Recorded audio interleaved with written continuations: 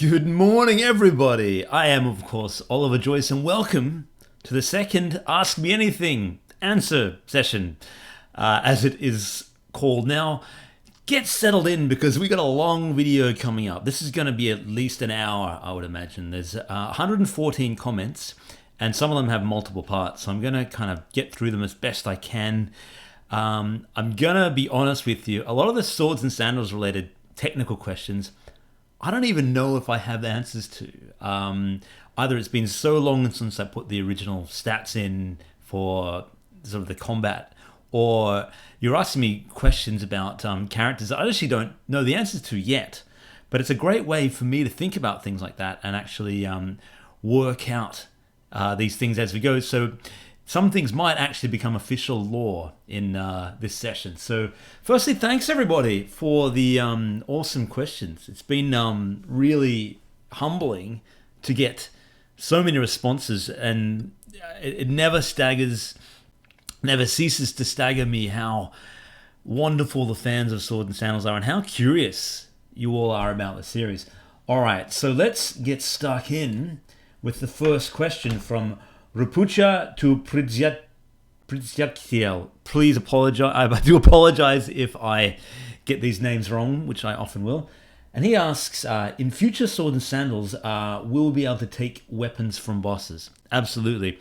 I'm planning on the next Swords and Sandals being a little bit more modular as far as weapons and armor. I want any weapon and any armor that you see in an enemy, you should be able to wield yourself as well, including boss stuff. So that's what I'm hoping for, unless it's something like, claws that are attached to a monster or something. From Casper Freshkulis, I got some questions related to bugs in Swords and Sandals 4. All right, Swords and Sandals 4 is a buggy game. I'm not going to lie. Hey, got my coffee again. That game, I got to explain something. The game was made in, I think, 2008, and it was a real weird mix of old mini games, and I was kind of forced to put it together by the company in such a way that I wasn't super into, and so a lot of the stuff in that just ended up being a bit buggy, and I was never able to fix it.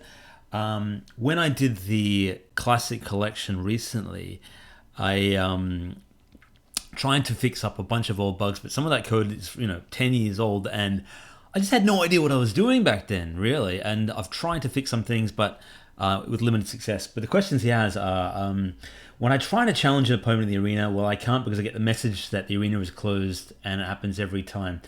I think I might know why that is. I think it's something to do with when you buy certain spells, gladiators' names become undefined for whatever reason, and I'm going to look at a fix for that. I've actually got a bunch of notes that I'm writing down for fixes for the game. There will be a patch coming, but it might not be for a couple of weeks, just depending on what time I get free. He's got a few more bugs to go through, but I won't bore you with those, but I am on them. From Dreiser, what is the real name of the fearful prisoner? He's talking about the poor old man who gets beaten up at the end of Swords, at the beginning of Swords and Sandals 2, then appears in Swords and Sandals 3 as an arena champion. The story behind him is it's actually revealed in Swords and Sandals 2 Redux, I believe. He was part of a tour group, and he just wandered off a tour group to the arena of Doomtrek. He wandered off doing his own thing with the other senior citizens, ended up in the arena and was given a sword and shield and said, fight! And so he got stuck in the arena and he had to do battle. Didn't fight well, ended up in the dungeon as a slave, and he's been wailed upon ever since. I don't know what his name is. He's probably a pretty sort of a dull name, or a Bruce or a Gordon, maybe. Bruce. I was calling him Bruce. But yeah, he apologizes if your name is Bruce. My apologies. And his second question is, the captain of the ship of Swords and Sandals 1 and 9 Cat Jack are the same person. They are not, I think, from memory. Maybe they are. I can't remember, because I know I referenced them in a quest in Swords and Sandals Pirates where you actually meet these guys. One of them is called Tavington, I know. It could be 9 Cat Jack. Yeah, I'll have to get back to you on that.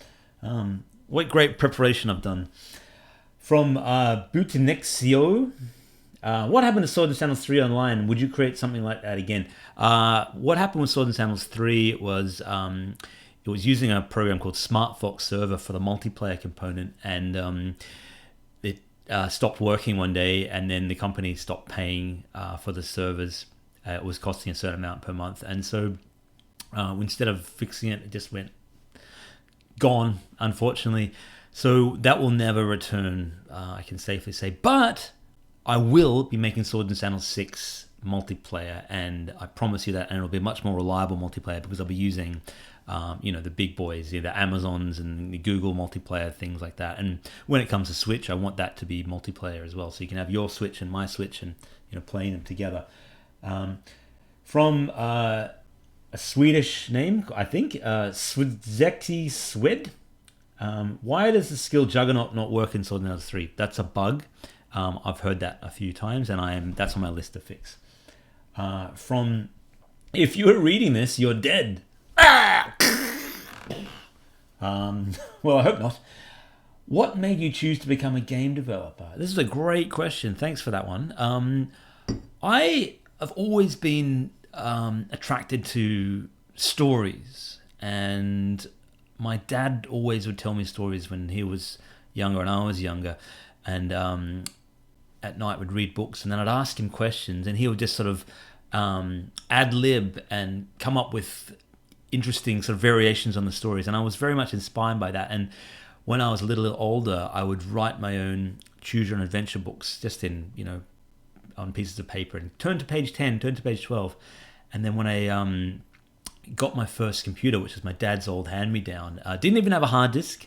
It had a black and white screen. It was actually a 4-color screen, 4 colors of yellow, and really slow old PC, but it had a program called BASIC. And I was also given a book called, if I can show you this, Write Your Own Adventure Programs for Your Microcomputer. And I've shown this in previous videos, I think. But this book taught me all about making adventure games. And you can kind of see here, this is an interactive game map. And it actually teaches you how to make a game like that. And so when I was about sort of 6 or 7, I typed that into the computer, and that was my first attempt at making a game, and I started editing it and changed some of the room names and so on. And from then I was hooked. I just loved the idea of telling stories and having them be slightly different each time. And I was really into Tolkien and Dungeons and Dragons and Dragonlance books and all that sort of stuff. And the combination of fantasy and game development seemed to really work together. And I've never stopped. I think I've been making games ever since that. I was making, I didn't release games professionally until my 20s, but I was making games all as a teenager and so on. And I think back then that was unusual, but now kids younger than me are making games, and it's part of school and everything. So I think it's wonderful. The next generation of game developers will be a sight to behold. Do I play any other games? Absolutely, my friend. I play games whenever I can, a lot less than I used to. Right now I'm playing Monster Boy on the Switch, which was like a Wonder Boy spiritual successor. My favorite game series is the Ultima series and the Baldur's Gate role-playing game series, but I'm also a huge fan of Dark Souls, and they're the games that I've probably played the most in the last sort of 4 or 5 years on Xbox and PlayStation and so on.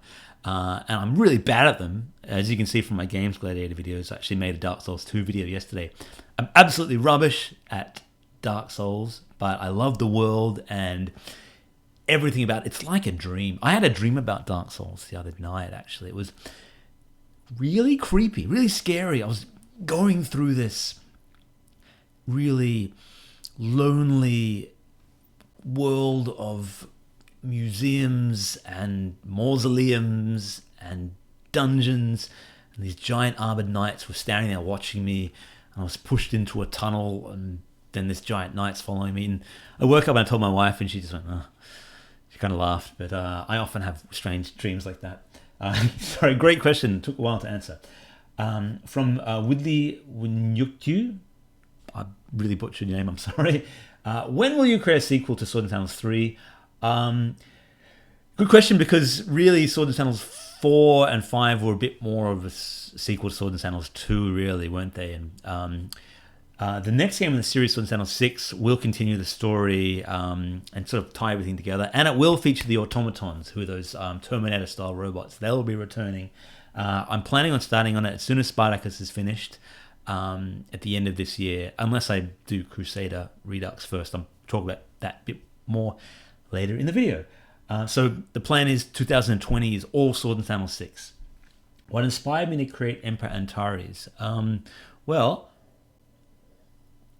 he was kind of based on, I used to draw comics back in the day, and I did this series of comics called The Undudes, which are about undead characters, and had a lead character called Marrowbones, who was a skeleton, and there was a zombie friend and a ghost and so on. And they were kind of just these little working slaves in undead city, and the ruler of this undead city was, I think he was called Lord Chaos or something like that. But the old pictures, he looked a lot like Antares. He had this big kind of helmet, big sort of helmet that looked almost very similar. But Lord Chaos ended up being a very generic name, and when I needed a bad guy for Swords and Sandals 2, I kind of went right back into that. And, you know, he's obviously sort of based on all the classic villains like your Darth Vaders and so on, where you can't really see their face. The name Antares is the name of a star, and it's one of the biggest stars in the known universe. It might be sort of the 8th or 9th biggest star, but I always loved that name, and it's quite a sort of a romantically classical name, ancient sort of Roman Greek style name, and it all stuck. And of course, the purple robes is sort of a Roman tradition for royalty and that kind of thing. I'm still writing his backstory at the moment. He's very not many people know about what he really is, but you'll be finding more about him in Swords and Sandals 6. Even though he's not going to be the main antagonist, he might get a cameo. By the way, thanks for all the Swords and Sandals games. You are most welcome, and thank you for being a fan. From Bulbasaur, nicely helped Karolek get back his save game. Yeah. So big shout out right now to Karolek, who is a massive, massive Polish YouTuber, and almost 2 million subscribers, like phenomenally huge in Poland. And he has been doing a series of videos on Swords and Sandals 2. And, they get 100,000 views each. And, my videos get a couple hundred views each.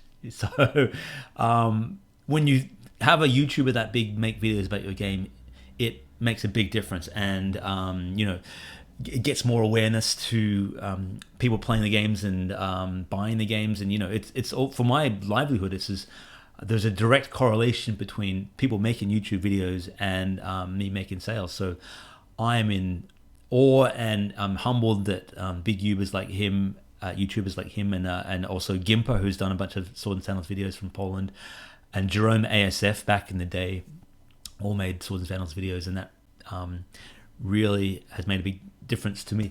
But Karolek got in touch with me recently, and he was playing through a series of these games, and they crashed. His save game was corrupted. He was playing Swords and Sandals 2, and he's lost his character. So he kind of got in touch with me, and he was all panicked and said, "Can you fix this?" And normally there's nothing I can do about it. There's no sort of magical way to restore lost save characters. But because it was so important to him, and he'd been doing this long-running series, I actually put a version of Swords and Sandals 2 together and custom rebuilt his character. And it took me 2 or 3 hours late one night a few weeks ago. But it worked for him, and he's been able to keep going. So big shout out to Karolek, and also the wonderful people of Poland. It's probably safe to say that Poland is the biggest country as far as Sword and Sandals fans go. Turkey is up there, and the United States. They're the big three. And then Brazil, I think, is the fourth. But without you guys and girls, there would be no Sword and Sandals. So I love you all. You're wonderful people. All right. Yeah, this is a long video, no doubt. We're about 15 minutes in, and I've got so many questions to go. But I hope you're having fun. I'm having a lot of fun. Rambling a bit, but let's keep going. All right, from Axel Frog, I got a few questions. What do you think about the current price for buying the full version of Sword and Sandals 3? In brackets, $15 US.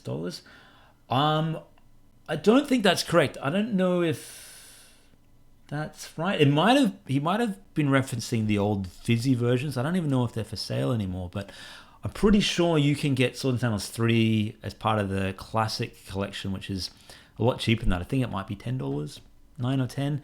But that's on sale now on Steam, and there's big discounts. So if you want to get any of the Sword and Sandals games, now is the time to get it. I think those games, as a collection, are probably worth about $10. There's a lot of hours in them. The newer ones are more expensive because there's a lot more to them. But you can get the anthology too for a pretty good price as well. So if you want all of them, now's the time. How long did it take to develop Sword and Sandals 3? That took about 6 months. 6 or 7 months. The game itself came together pretty quickly, but the multiplayer stuff took a long time. And it took ages to come up with all the random names for the weapons. I was really inspired by Diablo at the time, and I wanted to put random weapons in there for that. What's your favorite element in all the Sword and Sandals games? This is going to sound funny. My favorite element is the little trivia thing. Did you know...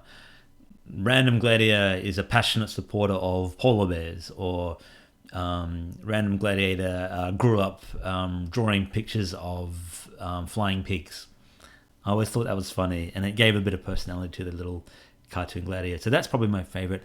My other favorite is the music, and stuff that I've done, and the stuff that other people like Adrian Galassi, a great composer, have done. I think between the music and the silly little bits of trivia, make it stand out a little bit from other Swords and Sandals games. Thanks for the questions, Axel Frog. Cobra Plays. Thanks for saving Pikiodup. You are God. Pikiodup, I think. Pikiodup. Please correct me in the comments. Is the name of Karolik's gladiator, and you're most welcome. From Physicles. I know that name. He is one of the arena champions from Sword and Sandals 3. Maybe he is he? I can't remember now. Is he Sword and Sandals 3, or you meet him in Sword and Sandals 4? I think I can't even remember. Whatever happened to that Sword and Sandals like game Gross Out? That game I actually did a video on. So if you go onto my channel and type in Gross Out, or go into the Ollie Plays thing, you can actually find a whole playthrough of that. But that was a Sword and Sandals reskin that when I was working for the old company, we commissioned to do a version of Sword and Sandals for this series of cards called Gross Out. And they were like, this is going to date my age, show my age. The Cabbage Patch Kids had a series of evil twins called the Garbage Pail Kids. This is 30-something years ago. Forget it. But this Gross Out game was a bit like that. It's almost like a Pokemon for... fart humor, and it was crap. It was, to be honest, it was rubbish. But I was told I had to make a version of Sword and Sandals using their art and their characters and so on, and I really struggled to make it. I found it really challenging because they had 4 main characters, right? One villain in the whole series, one character.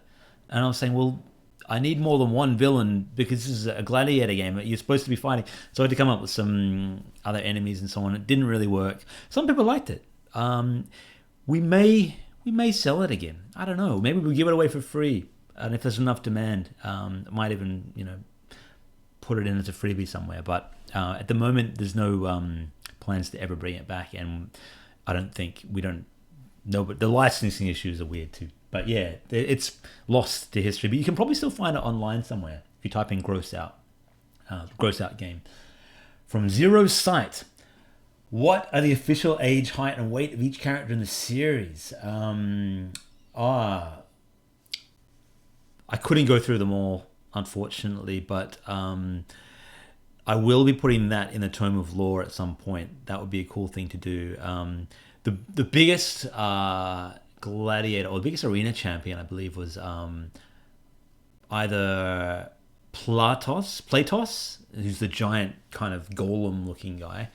And he's, 40, 50 feet tall.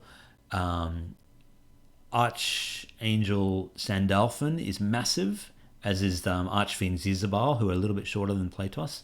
Antares is about 8 feet tall. In the games themselves, your gladiators get really, really tall and big as you put in more strength and so on. In the actual world of Swords and Sandals, that doesn't happen. It's just for the purposes of the game. So you don't really see 50 feet tall people walking around in the world of Swords and Sandals. But I thought it's a funny thing to do for the arena. But most gladiators are sort of 6.5, 7 feet tall, depending on the race. Arglax is a big one. He's about nearly 10 feet tall. He's a beast man. He chaoses a shorty. He's about 5'9". Wolfgang, who is based on me, 6 feet tall. Lionel, 6'3", 6'4". Belgrave is short, 5'9". Who else? Marie Dupont, 5'7". This is coming off the top of my head. But yeah, I should put them in the Tome of Lore when I actually put that all together. By the way, what do you think of shipping the characters in series? I don't know exactly what you mean, but I would love to make little figures of them and have them for sale at some point. Once Sword and Sandals 6 is out, will have proper 3D models of a lot of the gladiators, so I might be able to do 3D prints for those who are interested. From Mr. Meow Meow, it's a strange series of questions. What's in the mug now? You see that? Coffee, instant coffee with a little bit of drinking chocolate. It's like a mocha, a really cheap, horrible mocha. It's a mocha that mocks you. That's what I'll say it is. It's all right. It's fine. I'm just being cheap. I should just buy a coffee machine. But my wife doesn't drink coffee, so it's sort of a little bit of one of those things. What's your bank details? Aha! I see what you're doing here. These are questions that I thought you might ask. Are you prepared to take on my debt? Here is the question I have for you. If I give you my bank details, I'll give you my debts. You can have my mortgage. What do you think of that one guy on your friend list who said he was going to eat and was last online 6 years ago? I miss that guy. I think about him every day. Actually, I have no idea what you're talking about. That made me laugh anyway. From Minrod Vills, I enjoyed using the common glitch in the original Swords and Sandals 2, and my question is, do you think the common glitch would become part of the Swords and Sandals lore? I think it should. It should be some kind of glitch in the Matrix, and of course, Bargle's got to be behind it. It's got to be sort of Bargle trying to hack at the fabric of reality and experimenting on making the perfect gladiator or something like that. And I think we should have a secret nod to it in Sword and Sandals 6. It won't, of course, allow you to cheat in the same way Sword and Sandals 2 did, but we will put something in there. It will be official. Because for those of you who don't know, the common glitch is one of the most famous things about Swords and Sandals games is if you put your name into Swords and Sandals and you added a comma like Oliver, comma, Lord of Chaos or whatever, then it would stuff everything up because your name was this long array of strings. So in programming terms, you'd be like your name, the next would be your strength, in your intelligence and your dexterity and so on, your agility. But if you put a comma, it pushed everything along by one. So all of a sudden your strength became your agility and your agility became how much gold you were carrying and so on. So you ended up with these really crazy characters because they might have strength 1,000 because instead of having 1,000 gold and so on. Anyway, there's videos about it. It's worth checking out. From Bruno, what was your opinion on Swords and Sandals 3 since it was quite different compared to the first and second game? Well, there are things I liked about it and things I didn't like. I loved the random weapon generator and random armor generator. I thought that was really cool and had some interesting combinations. And I especially liked the suffixes and prefixes, which were things like, strong shield of the boar or godly scepter of might, that kind of thing. And that was very much inspired by Diablo. But I thought it turned out really well. And I also like the fact that you can fight arena champions at any time, rather than having to kind of, wait to a certain point. The next arena champion was always available for you to fight if you felt ready. And I think I'm going to put that in Swords and Sandals 6 because it makes it a bit less grindy. What I didn't like was the actual combat itself felt a little slow. And I don't know why exactly that was, but the characters were a bit bigger and meatier than Swords and Sandals 2, and they didn't move quite as well, and the turns took a little bit longer to happen. And part of that was because we were planning for multiplayer. We had to slow things down a little bit for technical reasons. But yeah, the combat just didn't quite feel as punchy as Swords and Sandals 2, where you had that kind of thing. So yeah, pros and cons. I do like the setting, and I like the arena champions in Swords and Sandals 3 more as well. I think they're more creative. There's guitars and cool things like that. From Apak Zhao, will there ever be a remake of Swords and Sandals Crusader? Yeah, there will be. Either I do it straight after Spartacus, using the Swords and Sandals Pirates engine, because those two games are actually very similar. Swords and Sandals Pirates might as well be called Crusader at Sea. But I'm also thinking about, do I make Swords and Sandals 6? Because that's the one that most people want. Do I, go back and do another remake? So I'm going to sort of work it over the next 3 to 6 months. And I really value your fan input. If you want to see Swords and Sandals 6 or Crusader next, maybe I'll do a poll or something on Discord and here. But yeah, it will happen. If it doesn't happen soon, I'll do it after Swords and Sandals 6, and I'll use Unity and make it a bit more 3D and so on. From Major Dick. Can you show some teasers from Swords and Sandals 6 and give information about it? Nothing to show yet. There's literally nothing has been put. There's no art or anything. I've got some things on my head, but nothing I can really reveal. The plan is, multiplayer, turn-based, tons of random weapons. I'd love to have 100 arena champions. I'd love to have all the old Swords and Sandals 2 and 3 arena champions for you to fight in sort of like special bonus modes. It will be probably 3D, but it will still be turn-based and side-on and everything. But I might have the option to be able to go into your eyes and kind of look from here, first-person perspective. It's set after all the games. Another 10 or 20 years after Swords and Sandals 5, so some of the classic heroes will be old. Belgrave will be old. Wolfgang will be old. Some might be dead. Some don't age as much. Chaos has a strange magic that prevents him from aging the same way. Bargle, of course, is pretty much immortal. He'll be back. Many of the characters you know and love will return for this game, and there'll be some new ones. Antares will not be the main villain in the game. I've got something special planned for that. And I also plan on having the automaton robots return, but they won't be the main villain either. So big plans for it. You can see it's going to take a while. From KBHD, in Swords and Sandals 5 Redux, physically says he's going to return, but he hasn't returned. Why? I don't know. I don't even remember him saying that. But he'll be back. He's like a sort of a construct of Bargle. He's a strange gelatinous blob type creature. I've forgotten the name of the race, but he is very much a student of Bargle and who is unpredictable and troublesome, and he may return to cause trouble in Swords and Sandals 6. Is Swords and Sandals 6? It's going to be multiplayer, right? Yeah, will it have separate modes, story mode and arena mode? Yeah, it will. It'll have story mode and a multiplayer mode for sure. And even probably a challenge mode, maybe like a boss rush where you fight one boss after the other. It's all pretty fluid at the moment. We don't know exactly how it's going to finish up. Have you ever played any of the hacked Swords and Sandals games? If so, what are your thoughts about them? I've never played them. That's a question from Aquatwisty. I can't remember if I have. I love the idea of them being hacked. I think it's kind of fun.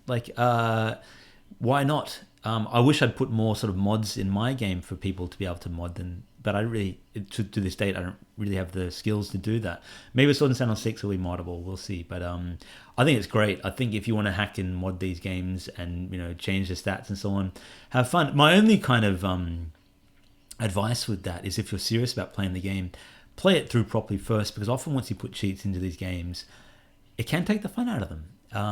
The challenge is the fun, and it's like if you play Dark Souls and you're invincible and you go through the whole game, it doesn't have the same impact as sweaty palms fighting for your life type thing.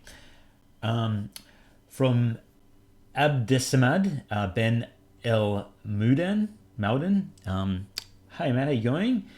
Hello Oliver, in the next Swords and Sandals, can you add any special power or techniques to each gladiator? Yeah, I plan on having whole new skill trees, and definitely I want to have the classic combat of Swords and Sandals 2, but with the deeper skill trees of Swords and Sandals 3 and Swords and Sandals 2 Redux.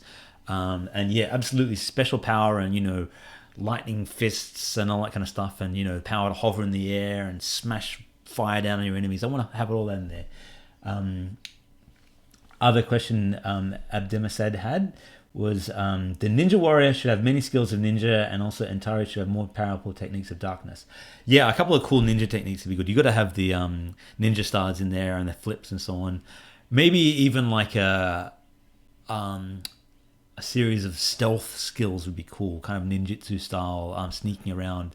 If you can get behind the other gladiator and stab him in the back, would be cool. Antares will have a cameo in the game, but he might not be a fightable character. We'll see. The Lord of Monkeys, will Swords and Sandals 4 ever stop crashing? Nah, I wish I knew. That is the most buggy game in all the Swords and Sandals, and it's the hardest one to fix. So it's in the Classic Collection, but I can't guarantee that I'll ever be able to fix it to a standard that everyone's happy with. And I do apologize for that, but I couldn't leave it out of the collection because it is kind of popular. Because it has all these mini games in it that kind of stuff up the main game. Whenever you play one, they kind of inject bits of code into the game, and each mini game was, some of them were made by me, and others were made by other developers at the company at the time, and I kind of skinned them all together. But it's such a mess. It's almost like having 10 Lego sets, chucking them all together, and then trying to build something without instructions. And yeah, it's a challenging one, but I'm going to keep trying to fix it when I get free time. I'm also still working on Spartacus, of course, but when's the next update for Classic Collection? I did one last week, and I do plan on having one done once I've got enough bug fixes, probably next couple of weeks. A couple of fixes to Sword and Sandals 4 and Sword and Sandals 3, hopefully. Another question from Demasad Ben Elmodin. I hope I'm pronouncing your name right. It's a pretty cool name. I like the design of Sword and Sandals 2 and how the gladiators move and react. Can you make the next Sword and Sandals like 2? Yeah, that's going to be the primary influence. Sword and Sandals 2 especially is the game that I feel like is the most fun of all the series. It's the most popular by far. It's the one that people replay the most. So that's the one I want to take most inspiration from. Quick turn-based combat with some of the depth of the other games, but without a lot of the kind of the flaws of the other games. Because as far as I'm concerned, that's about as close to perfect as I can make a game. It's not perfect, but it just works, you know what I mean? And I want to be able to try and recapture that. From Shane Hankel, you've asked questions before, I know that name. In Swords and Sandals 2, there was a way you could cheat using the cheat engine to get Antares' armor and sword. Is there some kind of secret armor in the new games? If not, will there ever be? Yeah, that was probably a cheat. You weren't really supposed to get his weapon. I think in the Redux one you can, though. But yeah, absolutely, in Swords and Sandals 6, you'd be able to get all the boss weapons and armor. Could you make a more in detail video of making the music on the Yamaha keyboard with different instruments? Yeah, I'd love to. Once I start composing the music for Sword and Sandals 6, I'll do a couple of videos on it and try and break it down for you guys. I'm not the best musician, and I do make a lot of mistakes, but sometimes it can be fun if you're also learning piano or not as that good like me. it can be fun to see other people playing and making mistakes as well, because often you see on YouTube people that are absolutely perfect and they never get any mistakes, never make any mistakes, and it can be a little bit almost disheartening when you think, oh, I'll never get that good. But if you see people playing, they make mistakes like I do, but you learn a few things along the way, that can be good. That's my excuse anyway for not practicing. And question 3 from Shane is, I know this is kind of controversial. Was the old company that you used to work at was Fizzy Games? It's not a bad topic. That's fine. Fizzy Games was the name of the website that we made. The old company, you can go and find the name of it. It's on all the other games. I don't say it. It's like Voldemort to me. I just don't say it because it brings negative energy into my life. I'm no friends with people, or one person in that place, and there were good times at the company. I had some of my best friends were from that company, and some of the early years there were amazing. It was a lot of fun. It just went bad at the end, so it's best for me to not really talk about them that much. But yeah, we made Fizzy Games. That was the name of the website, but that has actually been bought. Fizzy Games itself has been bought by my publisher E-Games, who published the Swords and Sandals series. There aren't really any new Fizzy Games coming out anymore. That's sort of gone by the wayside now, but you can still play some of the old games like Ghoul Academy and Poke Box Racer and Salad Dodger and some of the old games that I made on Fizzy if you're ever interested. And you can even play some of the original Swords and Sandals games in a browser there while Flash still works. I think Flash is going to be gone soon. From Mark2620, hey Oliver. Hey Mark. So I was playing Swords and Sandals 3 and I was wondering, is there any chance of using the alignment stats mechanic in future games? It's a good idea. What I liked about Swords and Sandals 3 was the alignment in when you defeated gladiators, you had the thumbs up and you had the thumbs down. And if you spared gladiators' lives, you became more good aligned. And if you killed them, you became more evil aligned. And that's sort of based on, classic Roman history, the gladiator arenas of the Roman Empire. The will of the people decided whether gladiators would live or die, and ultimately, the consul or the praetor or even the emperor, or whoever was the most important person in the arena at that time, had a say over gladiators' lives. And one cool bit of trivia here is that we associate thumbs up and thumbs down with that, but the reality was actually this.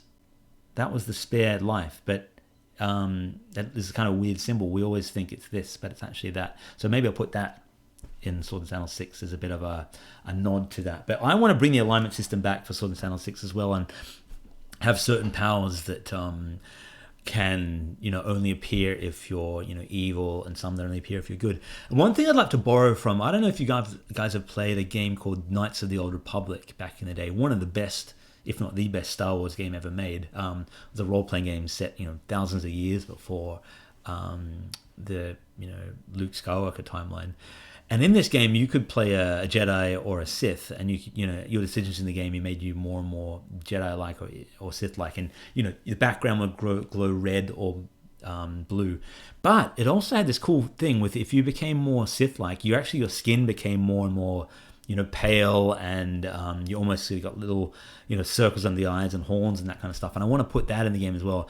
Because the game's going to be 3D, I'm planning, I might be able to do some cool texture effects where your character, the more evil it becomes, gets more sort of demonic looking. But it's something to think about. This question is an anonymous one. Nintendo Switch release of any games? Nothing from the past. Sorry. I'll answer that one here. I plan on releasing Swords and Sandals 6 on Switch, and maybe Spartacus. We'll see how that goes. Mark 2620 had one more question for me, and it's an important one, so I don't want to skip over it. How do you manage to have both time for your family and for game development? It's a great question. It's something that I've struggled with since my son Isaac was born in January last year. I've never had less time to make games. I used to work 5 days a week for an educational company here in Sydney, and last year I went down to 3 days a week there and started spending 2 days on working on my games. And this year I spent a day with my son 2 days on the games and 2 days at this place. And I'm still working for this educational company and will be for the foreseeable future unless Swords and Sandals ever makes it big. But those 2 days a week, Mondays and Tuesdays, in fact, today, which I'm recording this on a Monday, are the times that I use to make these games. And I try to use them as wisely as I can. I still get distracted. I'm very much human. I get distracted by YouTube and, constantly going and having snacks and talking to friends on Skype and that kind of thing. And time is wasting sometimes. But those are the primary hours for game development. Every other time, weekends, when my wife and my son are awake, I pretty much spend my time with them, other than every now and again going out for a beer with some mates or going for a hike, playing basketball. I wish I could still play basketball, but game development at the moment takes a backseat to the family, and that's why these games take so long to make when they used to be quicker to make.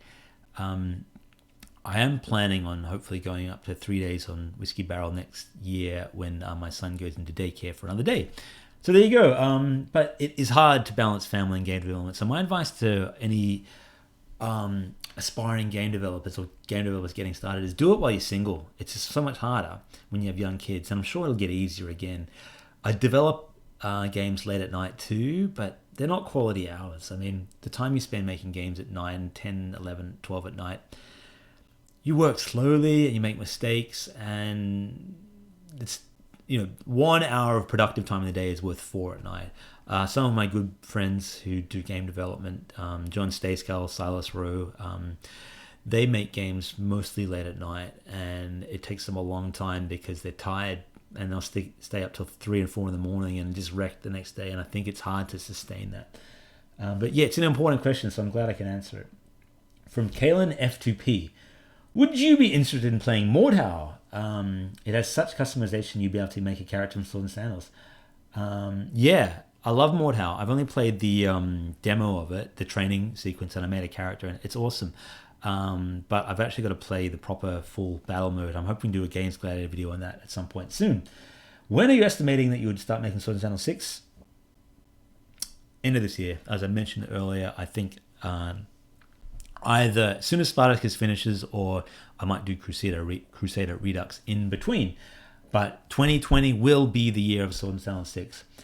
All right, my throat is getting a little dry, so I'm going to pause the video a second and return magically with a glass of water in my hand. So if I hold my hand up there, you'll see a glass of water appearing. Magic. Wow, magic. The power of cinema. All right, where were we? Okay, Adrian S. writes, what do you think about adding cheats for people that beat the whole game on insane difficulty? Yeah, maybe. I'm kind of, in two minds about adding cheats to the game, only because it can destroy a lot of the fun of the game. But if you've already beaten the game on a certain difficulty, why not? Usually I don't put cheats in most of the games. If they're in there, they're usually a glitch rather than an actual cheat that I've put in deliberately. But yeah, something to think about. From Onion the DJ Lord, with a cool picture of Emperor Antares as his little avatar. Question, will the captain that fell out of the ship in Swords and Sandals make a cameo appearance in the next game? He actually appears in Swords and Sandals Pirates, but I can't remember his name. I don't think it's Nine Cat Jack, but it might be. Someone have to correct me. I don't know. We should flesh out their story a bit more, because they seem kind of, it all began with a pirate on a ship crashing into Doomtrek, didn't it? Question 2. Whatever happened to the protagonist in Swords and Sandals after he's defeated Chaos, since he gets referenced in Swords and Sandals 3? So there's two. There's one called the Gladiator and one called the Nameless. The one called the Gladiator who defeated Chaos, something did happen to him. I'll pause the video and find out. Alright, so I've actually brought up the Tome of Lore here, which you can actually find on my website, whiskeybarrelstudios.com. It's a little hidden. It's under the Swords and Sandals tab, right down the bottom, called the Tome of Lore. I'm going to be improving it and making it more visible on the site once it's finished. But it's very much a work in progress. But under the chapter saying Swords and Sandals 1 Gladiator, I'll read you this. The sailor turned gladiator fought his way through a series of duels, rising in popularity and fame. He would come to be known only as the Gladiator. Eventually, he found himself face to face with Chaos himself. After a mighty battle, he defeated Chaos and won enough riches to buy a ship and sail away. Chaos begged him to stay, promising a command position in a mysterious legion he was assembling. The Gladiator declined, noting only that Chaos seemed wild and unpredictable. His whereabouts remain unknown to this day, though some say he's found his way to the fabled land of Segalis. Yeah, so if we bring that up here. Right, that is the latest on what happened to him. And it's, unknown. There was the second gladiator from Swords and Sandals 2, is not the first one. He's called the Nameless. He's the one that defeats Antares, and he's got an own story. But you can check that out in the Tome of Lore as well. It's a good question, though. All these things make me think. Here's another question. Of all the champions in Swords and Sandals 3, which is the hardest one to create? The one that sort of sticks out, there's a couple that had like translucent skin, which had a bit of special code for, I think. Zanfar the Haunted had sort of bones you could see through and that kind of stuff, so I had a bit of extra code for that. The Leopold, the keyboard one, was a little hard to make because he kind of looked a little bit funny and had this big keyboard which didn't kind of translate that well. And the automaton robots were tricky because I had to animate them separately. Some of them had like little spinning blades and chainsaws that moved. Those robots are the ones that took the longest for me to actually draw the sprites for as well. Good questions. From Charles. Charles asks, what type of music do you like? Great question. I'm always listening to music. Because I'm an old timer. I grew up listening to Queen. My mum was a huge Queen fan, and I was still young when they were around. And Queen was my favorite band ever, and Freddie Mercury was my favorite singer. Just unlike anything else, and all the harmonies and the amazing guitar work and so on. Some of that sort of stuff is influenced the Sword and Sandals music and soundtrack as well. Big fan of a singer-songwriter called Josh Ritter, who some of you might know. George Michael is another one who sadly died. But I like music that has, harmonies and good melodies and that kind of thing. I like Sarah Bareilles. She's a singer-songwriter. The Killers. Probably a lot of these bands you never heard of, really. I like pop. Pop is great. Rock and pop. But, I like rap.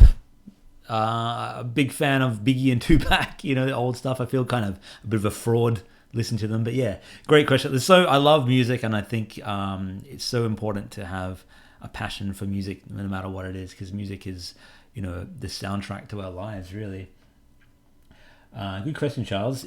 Here's another one. If you would get a full game plan about idea content about Swords and Sandals 6 production, would you accept it or would you refuse? If someone had some ideas to send me about Swords and Sandals 6, yeah, sure. On the Swords and Sandals Discord, there is a flow called Post Your Ideas here. If you've got any ideas, post them there, or even just try and straight to me, just do @Oliver, and I'll see them.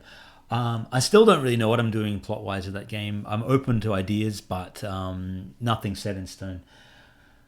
What's my opinion on pay-to-win games, money-dominant games, and so on, especially the mobile ones? Sadly, they're everywhere. It's a business model that works. It's unfortunate, but that's where all the money is, and that's your billion-dollar games companies like your Clash of Clans, Supercell, and even the sort of King and Zynga and all those kind of big games companies like that. They make billions. And I feel like it's a bit of a cynical thing, really, because they've touched upon something which is like an addictive game loop. And they know how to get people addicted to playing games. But this is often at the expense of fun, and they kind of prey on people. And I've tried to avoid that in my games, and not to say I'd never put in-app purchases in my games, like consumables, but I never want to have it to such an extent that you can't progress unless you keep buying these consumables, and I'm going to waste your time for hours making you do these things because I feel like that's a little bit, it's not an honorable way to make games. And sadly, the reality in this world is that there is not a lot of honor in business, but I'm going to keep Whiskey Barrel Studios and Swords and Sandals as honorable a game series as I can, even if it means me making less money. I feel like fans will always reward you for making games that they like and not ripping them off. So yeah, I'm not a fan of pay to win. That's my answer. Cats or dogs? All right. I got 2 cats. They're not super rewarding. They hang out the back deck and they just come in at night when it's time to be fed, and they meow constantly, and then they disappear again. I have had cats in the past that have been much more like dogs, and they were really friendly and nice. I like dogs, but they're kind of full on too. Like I like other people's dogs, and I like seeing dogs out and about, but they're kind of full on to own. We had them when I was a teenager. They're almost like a toddler that never grows up, and some people love that, but for me, they're a little bit too in your face. So I think dogs are awesome, but I don't want one right now, even though my wife is trying to convince us to get one. But I think they're hilarious too. I do think they're pretty funny. All right, final question from Charles. Everyone has hard days in game dev. What's the best solution to avoid crunch in the game dev team? I did a video on crunch, which you can find on my channel a little bit earlier. I've got a playlist called Oliver Joyce on game dev. It has some advice things, but my advice on crunch, especially if you're doing it for yourself, a little bit harder if you're working professionally, but if you're experiencing any kind of crunch, just walk away, because it's not worth risking your health for a game. There's so many games out there, and I can't remember who said it. It might have been Miyamoto from Nintendo, who said, I don't mind delaying games because a good game that was made late can still be a good game, but a bad game released early is bad forever. So you can crunch and still make a crap game because you're working so hard and you get burnt out. Game gets out, and often if you're working for a big company, they'll sometimes force you to do crunching. There's awful stories about Red Dead Redemption and other games like that where they made these developers work 90, 100 hours. It's not like you're working in the mines or anything like that, but it still can be exhausting. It can be tough on your neck, and mentally you're fatigued, and your relationships suffer and so on. So I have always in my professional life tried to avoid crunch, and I'm lucky to work for a company right now who they just don't crunch. The educational company that I work for, that make kids educational titles, they don't crunch, and they have a very good work-life balance. In my own stuff, I work sometimes long hours, but it's usually only a couple of days a week. And if I get tired, I'll work till like 9 or 10 at night, and I'll stop and I'll go to bed and I'll read a book and watch some TV. And I just don't. If I work until I feel tired and sore, and I don't push my body, and it does mean games get delayed. Your situation might differ. If you're young and you need to make money, sometimes a bit of crunch is involved, but try to keep it to a minimum because it's just not worth it. And the games industry is notorious for making people want to crunch, but there will be changes when enough developers, fight back and say, we're not working for this. So it's a tough one. It's the number one problem facing the games industry. Thanks for the questions, Charles. They were awesome. From Baker Gragas. Will there be Swords and Sandals merch? Yes, there will be. Once we make Swords and Sandals 6, I'm going to do t-shirts and mugs. I'm going to replace my mug wherever it is somewhere. And even our Swords and Sandals, little plates and that kind of thing. We're going to get on like the Etsy, that kind of online store type thing, and sell Swords and Sandals merchandise to those who want it. I've just got to get time to put together all the designs for it and stuff like that. So it'll probably coincide around Swords and Sandals 6. As I was saying earlier in the video, my good friend Jeff Wicks is a 3D modeler, and he, I'm talking about working with him on Swords and Sandals 6 to make a lot of the models, but he's also a 3D printer, and he actually has done some really amazing prints of some stuff, and he says he would love to make 3D models of the characters and make them shippable. So you'd be able to order your favorite arena champion if you wanted Son of Stylonius or the Evil Ninja or something like that, or John the Butcher. You'd be able to buy this figure. Bit of a pipe dream, but if the game does well enough and we can kind of get this working, I'd even like to be able to send me the data for your gladiator, and then I'd print it out and send it back to you. These wouldn't be cheap because they're custom made and so on. They might be like fair bit more expensive than like an action figure bought off a shelf, but they look pretty good. From what I can see of the 3D models that this guy does, and 3D printing has got so much better, I'm hoping in the next couple of years you'll be able to, and I'll be able to, have all the kind of gladiators, collectible, like the He-Man figures, like this guy. Whoa, his head fell off. So not like that. Hopefully better quality than that. But as you can see here, this is an awesome custom He-Man figure. It's obviously not going to be posable like that, but imagine a figure like that. Get your head together, He-Man, but with their heads stuck on. But it'd be awesome. It'd be really cool. So where were we? Right. How tall is Louis de Loungeville? Because I wanted to model him. He's a shorty. He's only about 5'7". I kind of had in mind a little bit of Inigo Montoya about him, a little bit of Syrio Forel from Game of Thrones. He's that sort of classic, short, quick fighter. Very skinny, but very dangerous with the blade. What's the story behind the eye patch of Louis? Not sure. It's a good question though. I'm going to say he lost it in a fight, but I don't know how. And I will actually add that to the Tome of Lore. And I want to do a section on the shopkeepers and their backgrounds, because everyone wants to know about him and Targan the armorer and the magic shop girl who doesn't have a name. And I will be putting those together. What's my favorite character in the entire Swords and Sandals series? I've answered this before and I can't remember now. Chaos is the most fun one to do things with because he's so insane. John the Butcher is one of my favorite arena champions because it's got a funny story behind him. Wolfgang is based on me. Little Fat Kid's fun. He's fun. He's canon. He is part of the series. It's hard to have a particular favorite, but the Little Fat Kid is the only one that's been in all of the games. And Antares, of course, is the most classically cool looking. So it's hard. They're all my children. I don't have a favorite. Do you like your mug? I want to know more about the mug. I do not like the mug, but it's tall. It's in the kitchen now because I took it in to get this glass of water. But it's tall and it holds a lot of coffee. So when I get the Sword and Sandals merchandise, I will be buying myself a Sword and Sandals mug. Great question, Ben. Ben Segre. From Gulam Arafat Lak. Will you make Sword and Sandals 6? You bet. 2020. What's my favorite part in the Swords and Sandals series? Swords and Sandals 2, you can't go wrong. I think it's everyone's favorite. It's the most tight. It's got the best kind of story. I like Swords and Sandals 2 Redux for the story parts of it. I think the story of that is really fun. I was glad to be able to retell that. From God of Death, 749. When's the next update for the Classic Collection? Next couple of weeks, I'm going to do a patch. Well, it'll be a small patch, but hopefully fix a few things in Swords and Sandals 3 and 4. From Enga, how you doing, my friend?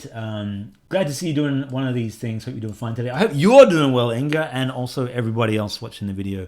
We're probably about an hour in. I'm sorry it's taken ages, but I'm having fun with this instead of doing my actual work. Favorite type of music, I actually answered a little bit before, but Queen is my favorite band, and music genre would be sort of rock opera, pop rock opera, anything with guitars and harmonies and that kind of thing. How did you and your wife meet? Kind of personal stuff, but yeah, he says. No, it's fine. I'm happy to answer.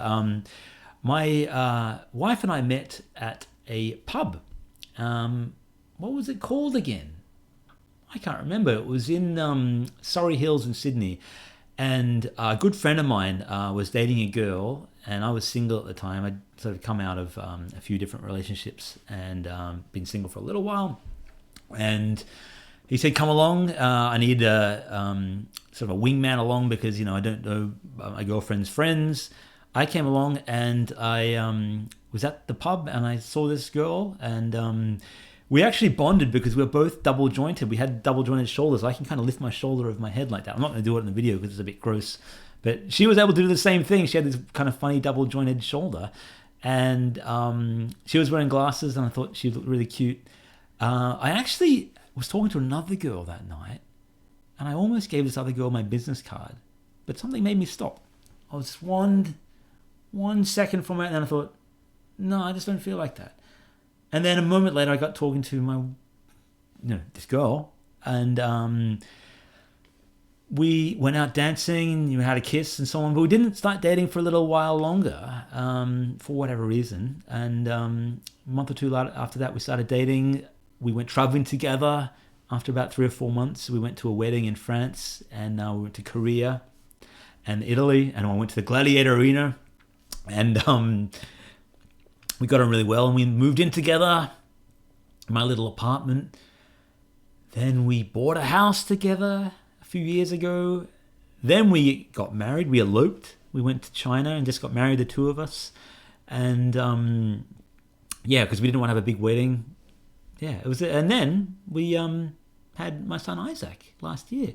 So that's pretty much our story in a nutshell. I'm sure obviously there's a lot more detail than that, but we've been together about 6 years. So for those who are single and wondering if you'll ever meet the one, happens in random places. Sometimes it's online, sometimes it's out on a night with your friends. Don't give up. I was single for a long time. I've had girlfriends, and I've had long periods of time when I haven't had girlfriends. And one thing I remember, a bit of advice, I remember when I was young, feeling really a little bit spare and a little bit lonely, just because there's periods of time when you didn't have a partner, and just thinking, I really want to share this with someone. But those are the times when you discover yourself, and you find out what you want from life, and it's character building, and it is also a time in your life you may never have again, because once you do find someone to settle down, you might be with them for the next 50 years, 60 years, hopefully, So it's a long time with someone and not a long time without someone. So just enjoy that time. Go out, have fun, meet people. Don't be afraid to put your heart on your sleeve. If you like someone, tell them. Tell them you love them. Tell them, well, maybe not straight away. Don't be crazy. But don't be afraid. Don't die wondering. You know what I mean? If you see a girl you like at the bar, or a guy you like, whatever, then go up to them. Say hi. I think you're pretty cool, and I'd love to get to know you, you know what I mean? What's the worst can happen? They'll say no. Then it wasn't meant to be. It doesn't matter. Don't be a creep about it, but you got to put yourself out there, and you got to be rejected, and you reject you. People will like you, you'll like other people. But, rambling a little bit, but don't ever give up. If you're single, there's someone for you, and there's lots of people for you, and you can't just hope it's going to come to you. You got to get out there and make it happen. But also enjoy the time when you're single. It's also a good time to play games. I missed that. I had a lot of time to play games back in the day. Another question from Enga: skeletons or zombies? Skeletons. I love the undead and the creepiness of a skeleton. Something about an ancient skeleton that's been sort of lying dormant in a crypt. Something unholy. Zombies are a little bit more kind of gross outy to me, limbs falling off. I don't mind them, but they're a little bit... There's a bit of an intelligence to a skeleton, like a lich, that a zombie doesn't really possess. Which character do you like the least in Swords and Sandals? Maybe a arena champion, or just a character in general? Good question. Let me think about that. Some of the characters in Swords and Sandals 5 were pretty dull. I didn't really like Reg the Hammer was a bit annoying. I found the idea of him was better than the reality. The Arena Champion I liked the least. I didn't like the Swords and Sandals 5 Arena Champions. They were hard to animate, and they lacked a bit of personality.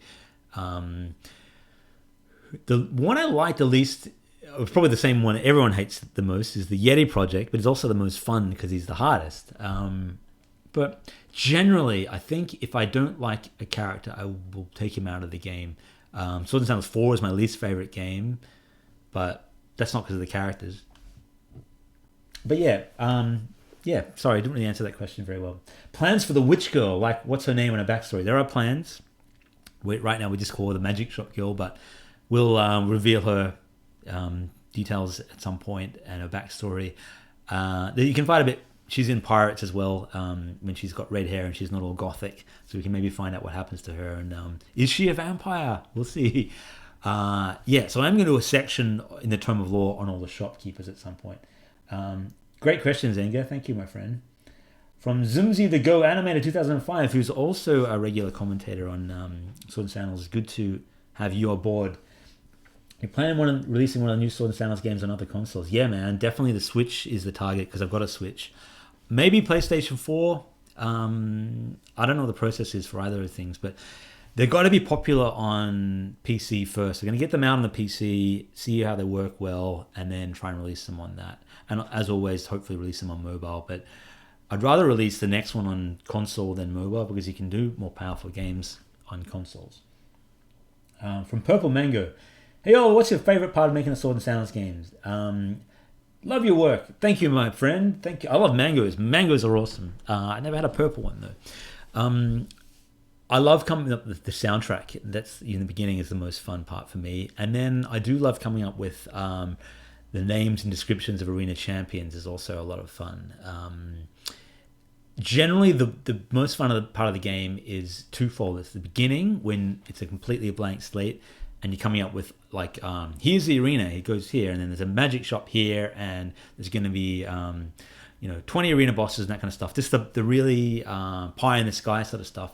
And my other favorite part is when the game is nearly finished and you're actually able to play it through from start to finish, and finally the shops are linked up to the arena, and then the music's in, all that kind of stuff, and it actually feels like a real game. Or the first time you see someone else playing, that's also a gold moment. From Guillaume Noronha. One simple question: do the different damages slashing for a sword, hacking, or hacking for an axe, bashing for a mace do anything special in the old Sword and Sandals 2? It's a good question. I think they do. You'll have to correct me, fans. From what I recall, swords did extra damage against unarmored. Axes do more critical damage, bigger chance of critical hit, and bashing weapons do more damage against armor. I think that's the way. Sword and Sandals 6 will be similar to that as well. There will be a big difference between the weapons, just for variety. And it won't just be like, get this sword, the next one's better, the next one's better, the next one's better. I still want there to be a reason to have little daggers, or, it might be a speed parameter. Like a dagger might attack a lot faster than a two-handed sword kind of thing. Because that's one thing I actually feel like I made a mistake with Sword and Sandals in the progression for weapons is very linear. So, you always just get the next best sword, the next best helmet, the next best armor. But I still want there to be a purpose to earlier armor tier sets. So, and that will probably come down to having weights to armors, and, your characters get fatigued, and there will be a lot to do around the combat in Swords and Sandals 6. Will have some kind of cool little new systems in place that, if you're lightly armored and have a dagger, you have a chance against a fully armored knight, whereas back in the day you didn't. Thirsty work doing these Ask Me Anythings. It really are. It really is. God, I can talk a lot, right? I really can. Who knew? Underwater Cheese Boy. What a cool name. Will you ever do anything with the ending of Sword and Sandals 3, such as an arena and space type game? I'm going to tie it back into Sword and Sandals 6. Originally, I had planned on doing this kind of space gladiator game. It was loosely titled The Greatest Robot in the World, and it was almost going to be a mech warrior style robot gladiator game. And my friend Greg and I actually planned together a series of like little events, and you'd have the ship and you go from planet to planet repairing your mech and that kind of thing. Might still happen. Who knows? I might get sick of doing Sword and Sandals after part 6 and want to do a space one, or I might just bring that back in. But the story of that character might be tied into Sword and Sandals 6 as well. He also asks, if you were going to go all out and had the time and money to design a Sword and Sandals game, how would it look? So basically, unlimited budget. It would probably look a lot I'm gonna be honest, and probably wouldn't look that different from like World of Warcraft. Just the style and everything. I really love the simplicity of the art and so on. It'd be more detailed, of course, with better animation, but I love that cartoon look, and I feel like, or having said that, you know, it'd also be awesome, a Dragon Ball look. You know, my art, but sort of done in a Dragon Ball style with that full-on, really cool anime, like a really cool anime Sword and Sandals. So one of those two. If it's 3D, a little bit more like World of Warcraft. If it's 2D, more like Dragon Ball. Imagine that. But I'd love to. Final question from him. Favorite childhood TV show? I'm going to say one of three. Ulysses 31, which was a kind of really cool show from the 80s about this sort of bearded Jesus type character who got lost in space and had to go around fighting the gods and try to get back home to Earth. It was really, not many people know about it, but it's really epic. Astro Boy is another one. With Astro. He's up on my monitor. And Monkey Magic. Monkey is my other favorite. Monkey was amazing. It was a live action show from China, and it's all about the legend of Monkey, and that's an ancient Chinese story from many years, thousands of years ago, and it's really, this is about 50 or 60 episodes, but as a kid it really stuck with me, and it doesn't hold up quite as well, but it's still, you know, very fond memories. What's your favorite? I'd love to know. Childhood and nostalgia is a big part of not only sort of my life now, but I'm guessing you guys, as you've grown up, many of you have played Swords and Sandals when you were young, and so you're probably quite nostalgic for it, and that's awesome. I'm just kind of humbled and amazed that people feel so strongly about a game, you know, from their youth. But I can kind of understand it, because a lot of the things that I liked, you know, He-Man and Transformers and so on, I'm nostalgic about now and have fond memories of, even if they don't always hold up in reality. So never let that go. You know, I think nostalgia is a powerful force, and anything that reconnects us to our happy childhood memories can only be a good thing. From the Crazed Hunter, who is one of the best Sword and Sandals players of all time, one of the most talented, and he's finished many of the games on crazy difficulty, and like he's way better than I am, and he knows more about the game's mechanisms than I do. But he's asking me a question: what's the better, charisma build or magic build? You would know the answer to this probably. I think magic build, depending on the game. Charisma's been nerfed in most of the Sword and Sandals games. Sword and Sandals 2, you can go pretty far with the charisma build, but a magic build I think is the most powerful. But Charles replied to Crazed Hunter saying Sword and Sandals 2 charisma with infinity mana on taunt. Sword and Sandals 3 Magicka because of cheap thunderbolts. So he would also know more. These guys have probably played Sword and Sandals a lot more than I have. I tend to like build them, and to my detriment, I tend to not really play them that much once they're finished, so I don't really know a lot of the good techniques. I'm so just burnt out on them by that time. When you consider, when you're making a game like this, it takes so long to put together that, you know, you've built this thing and you've tested it and you've done 10,000 battles by the time the game's ready. So you kind of struggle to actually play it from start to finish, and you don't often know the interesting strategies. From Arnas Gausis, do you have a sword? I actually do have a sword. I wish I could show you. It's downstairs, and it's actually Aragon's sword, Narstil, which is... actually, no. Yeah, it is. Yeah.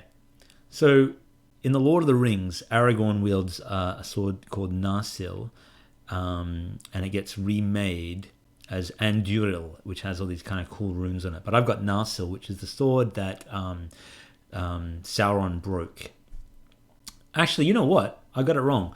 Aragorn doesn't wield Narsil. He wields Anduril, and Narsil is just the thing that's kind of sitting in a little tray there, and Boromir picks it up and throws it on the ground. But I've got that one. It's hanging on the wall.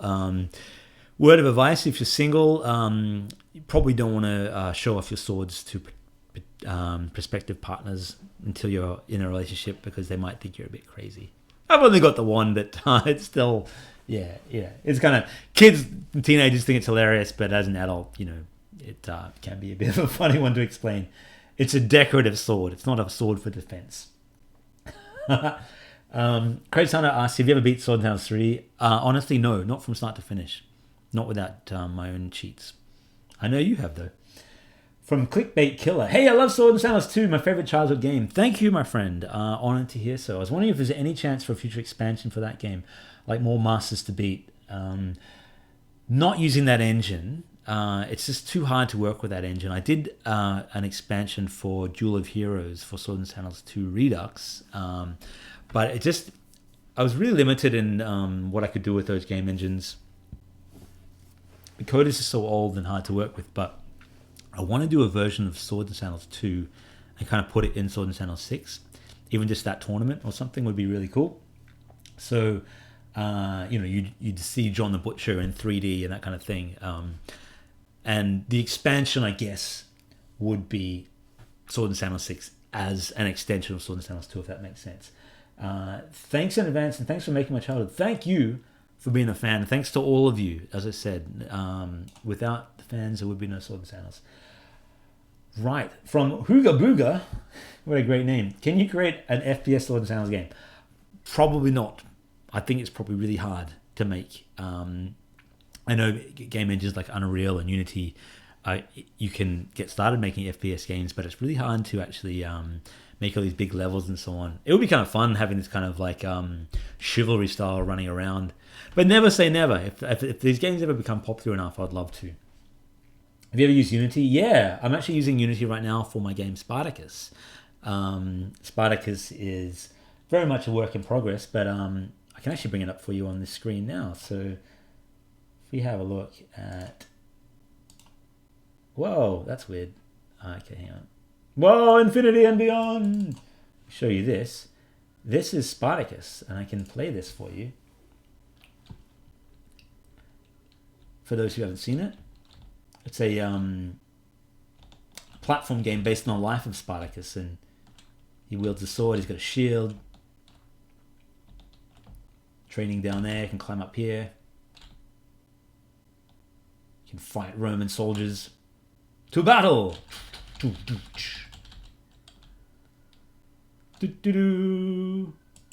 Yeah. So I'm hard at work on Spartacus actually at the moment, and that's going to have 30 or 40 levels. It's hard to build. Who'd have thought it would be so challenging to build a platform game, but it has been a real eye-opener. I'm using Unity to make Spartacus, and I would highly recommend Unity to all new game developers. The more I learn about it, the more powerful it is, and there are so many tutorials for it and so many references and YouTube videos, and anything you want to make you can pretty much make in Unity. I haven't used Unreal. I believe it's graphically superior, but they're close, but it's harder to use, so you need a bit more programming experience.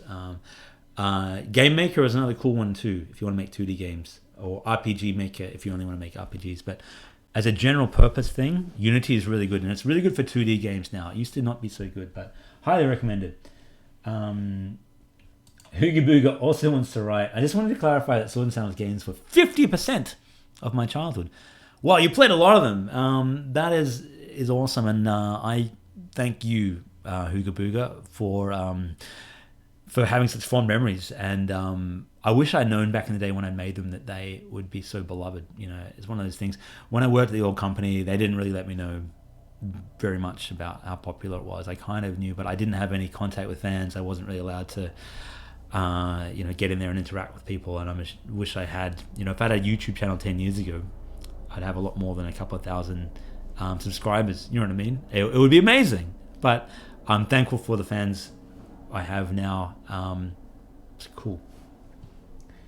Charles also writes, check his Spartacus videos. Uncle Ollie uses Unity there. Uncle Ollie, it's great. Yeah, he's right though. I do have a series on Spartacus if you want to kind of see how I make games in Unity. They're short 10-20 minute videos, but they give you a little bit of an idea of how I make games. I'm going to do that for Swords and Sandals 6 as well. You'll get a bit of a video update every week of how the game's progressing over the year. From Arvix TV writes, you're going to make a Swords and Sandals 4 Redux? No, I'm not. Only because there are about 30 mini games in there and they're just too hard to do. It's just too much work, unfortunately. What's your next game after Spartacus? Swords and Sandals 6. is the next one, or Crusader Redux, but probably Swords and Sandals 6. From Kotor HD TV channel, that's another name I recognize. Hey Oliver, I was wondering what's your favorite Sword and Sandals game and why? Sword and Sandals 2, because as I said earlier, I think it's the closest one to the most fun. It has the quickest game loop. It doesn't muck around. It doesn't have too much dialogue, and it's quick in between battles. It's probably got the least bugs, I think. The other games have a lot more bugs in them as they got more complicated. How many months, years did it take to make each one? Approximately, well, Sword and Sandals 1 was about 3 or 4 months. Sword and Sandals 2 was about 6. 3 was about 6. 4 was about 7 or 8. Took way too long. Crusader was about, it's on average about 6 months until Sword and Sandals 5, which took a year and a half.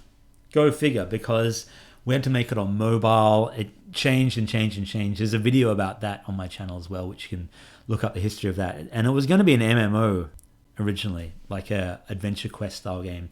It changed so much because of the old company, and I got stuffed around a lot on that, and the end result was quite different from what I'd planned.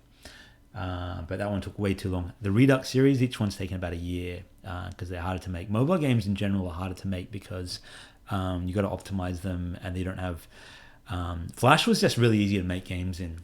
Not using pure Flash anymore has made things a lot harder.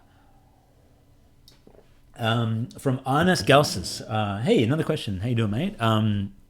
Do you like games with lore in them? Story and stuff like that. I do. I like putting lore in my games, but I understand not everyone likes reading it, so I'm a little bit I'm 50-50 on it.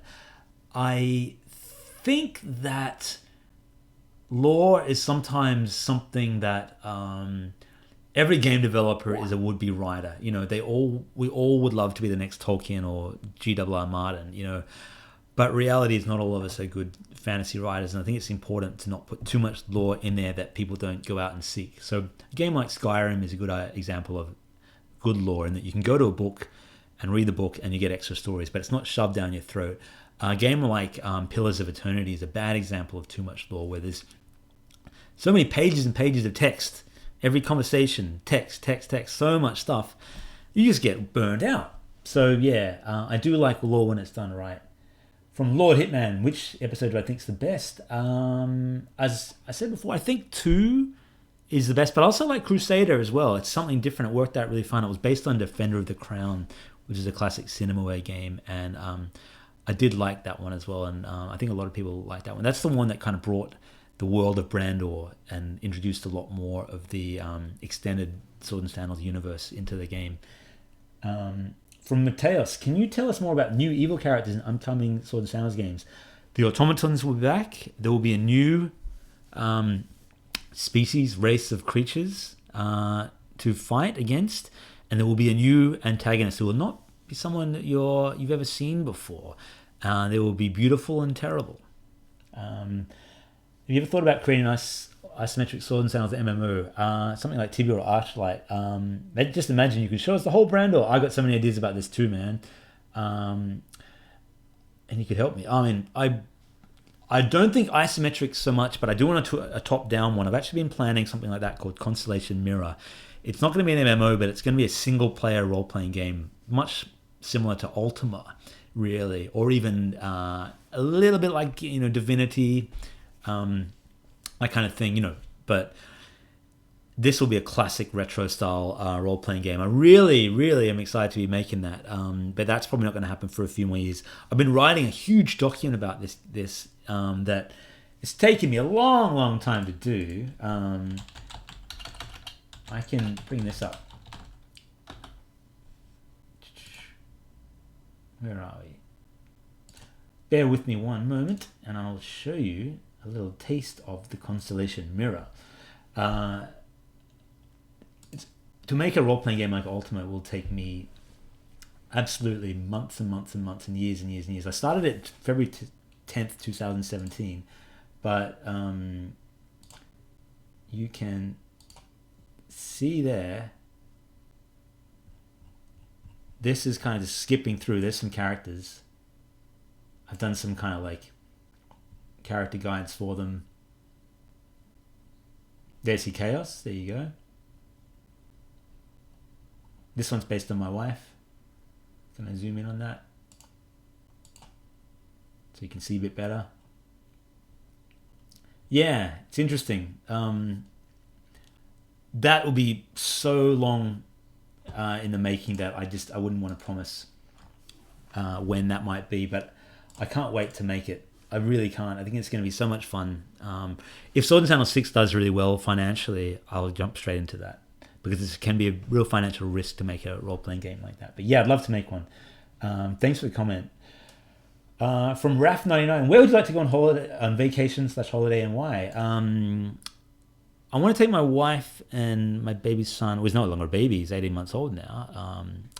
I want to take them to Japan next year. I think it'll be amazing. I went to Japan 10 years ago with a couple of friends, and it was so cool. It's just a really great mixture of the old and the new, progress in technology and ancient tradition. So I think that would be cool. I'd love to go to South America.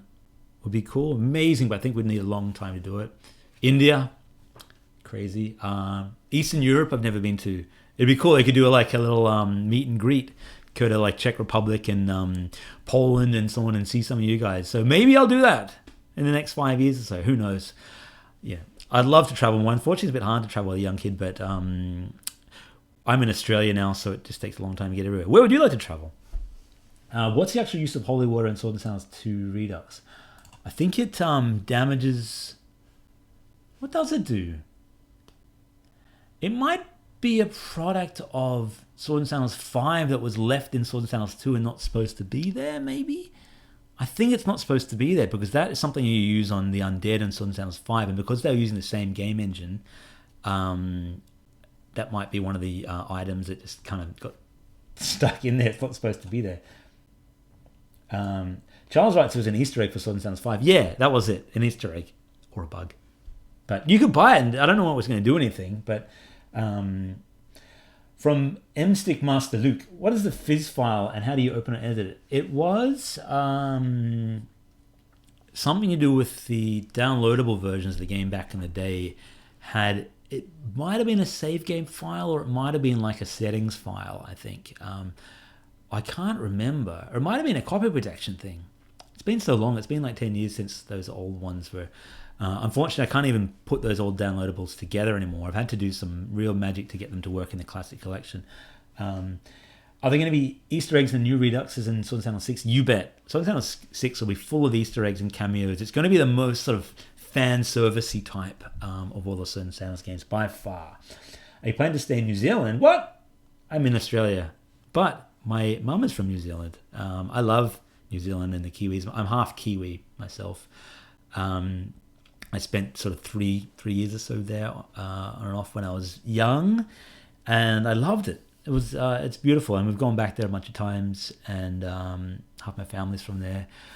But what I think he meant to ask is, are you planning to stay in Australia or move to another country?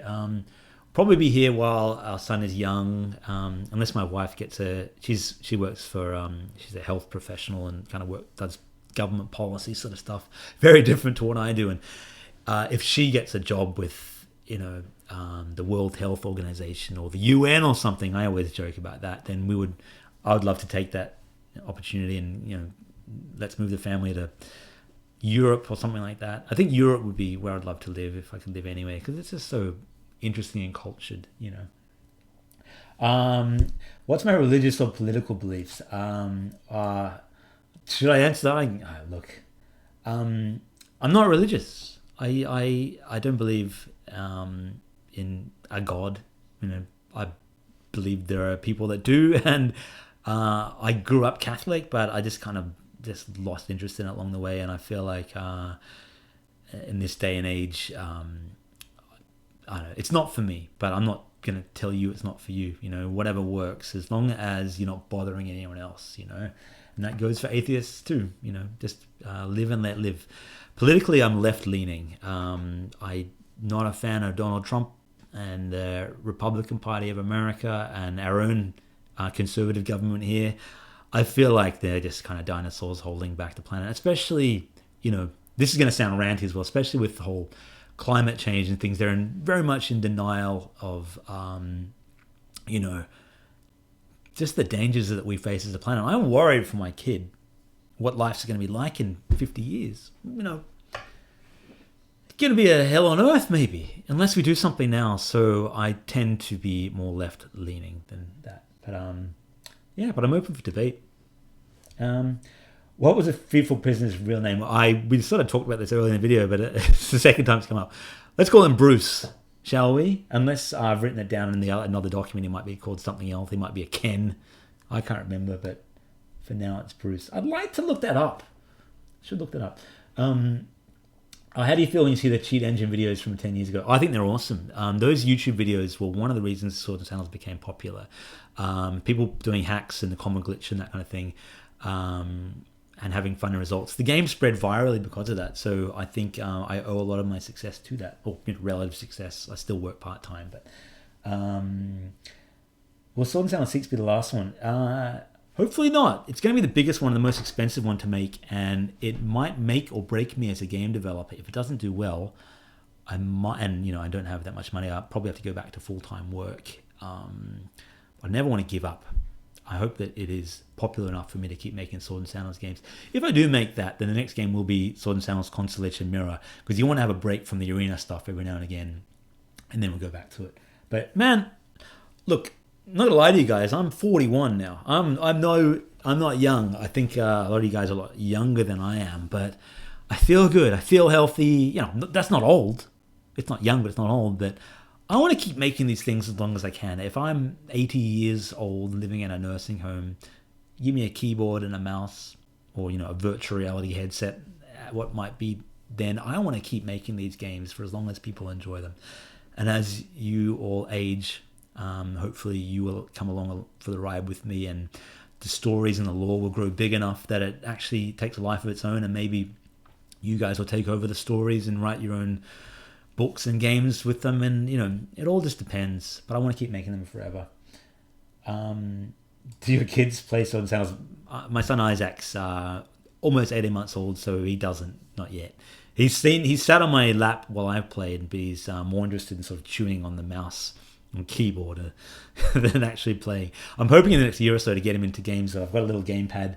I want to kind of get him familiar with the old classic Nintendo gamepad. Just get his hands around, just kind of get used to things. And I bet though he doesn't like the same games as I do. He'll think that they're old and boring. Maybe not. Is there a timeline in Sword and Sandals series? Yeah, there is. It's in the Tome of Lore, which is available on the website, and I'll put a link in this bottom of this video. But still very much a work in progress. I'm going to keep working on that over the next year until it's all there. I'm halfway through the Crusader part of the timeline. It takes ages to write. Fantastic questions. For which Sword and Sandals won't there be a Redux? 4 is the only one that won't be Redux. Maybe 3, but 3 will get the Arena Champions. Will be part of Sword and Sandals 6, hopefully. From Zero Sight has a funny question, and his question is: can the different races of Brandor interbreed with each other? Sure, why not? I mean, I guess aside from the Cycladians who came from another planet, some of them I didn't even know. Oh my god, they all came from different areas, but they're all mainly humanoid, and there's male and female, and I'm assuming they can, but I've never really thought about a half Guntarian, a half Edite, half Fatorian kind of thing. Colors would dilute a bit, but sure, why not? I'd say probably the Cycladians can't, and the undead can't, and the Beastmen, no animal husbandry there. Great question. All right.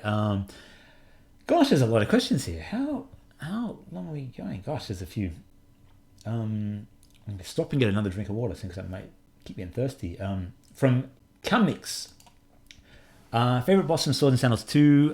John the Butcher, for personal reasons. He's the funniest.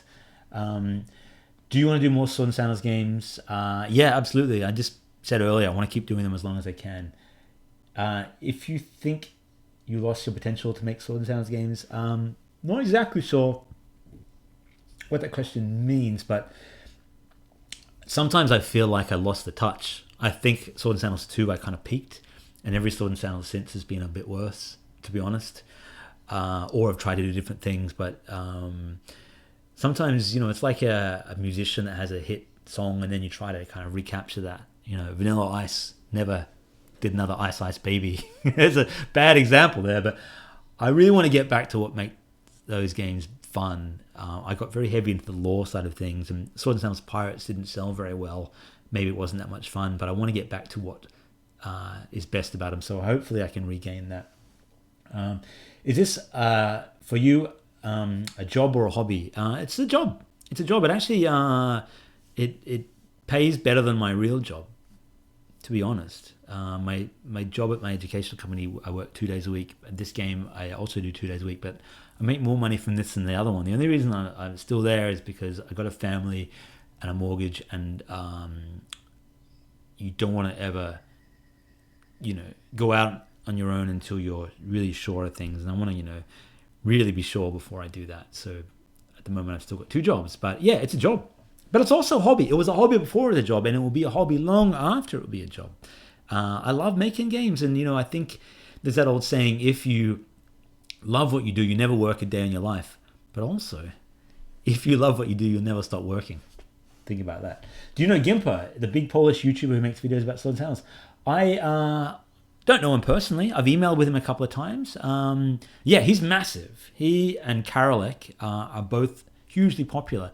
To be honest, Karolek is a lot friendlier than Gimper. Gimper I found a little harder to communicate with, but that was, I don't know why, but I appreciate both of them. They both have done an amazing job of making Swords and Sandals videos, and without them, who knows how popular the games might be. They have done so much. So a big shout out once again to Gimper and Karolek. And greetings to Poland, Kamil. Cheers, my friend. Thank you.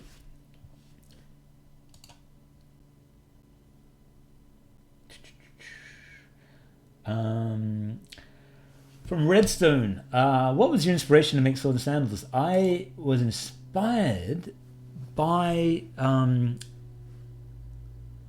originally there was a book back in the day. It was an old book called Tunnels and Trolls, and it had one of the versions. It was like a fighting fantasy style choose your own adventure kind of book, and one of the books was an arena book, and had this little kind of arena, and you had to random fight monsters and so on. And I thought that's awesome. And so I was really inspired by that to make my own text adventure version on a computer when I was about 7 or 8 years old.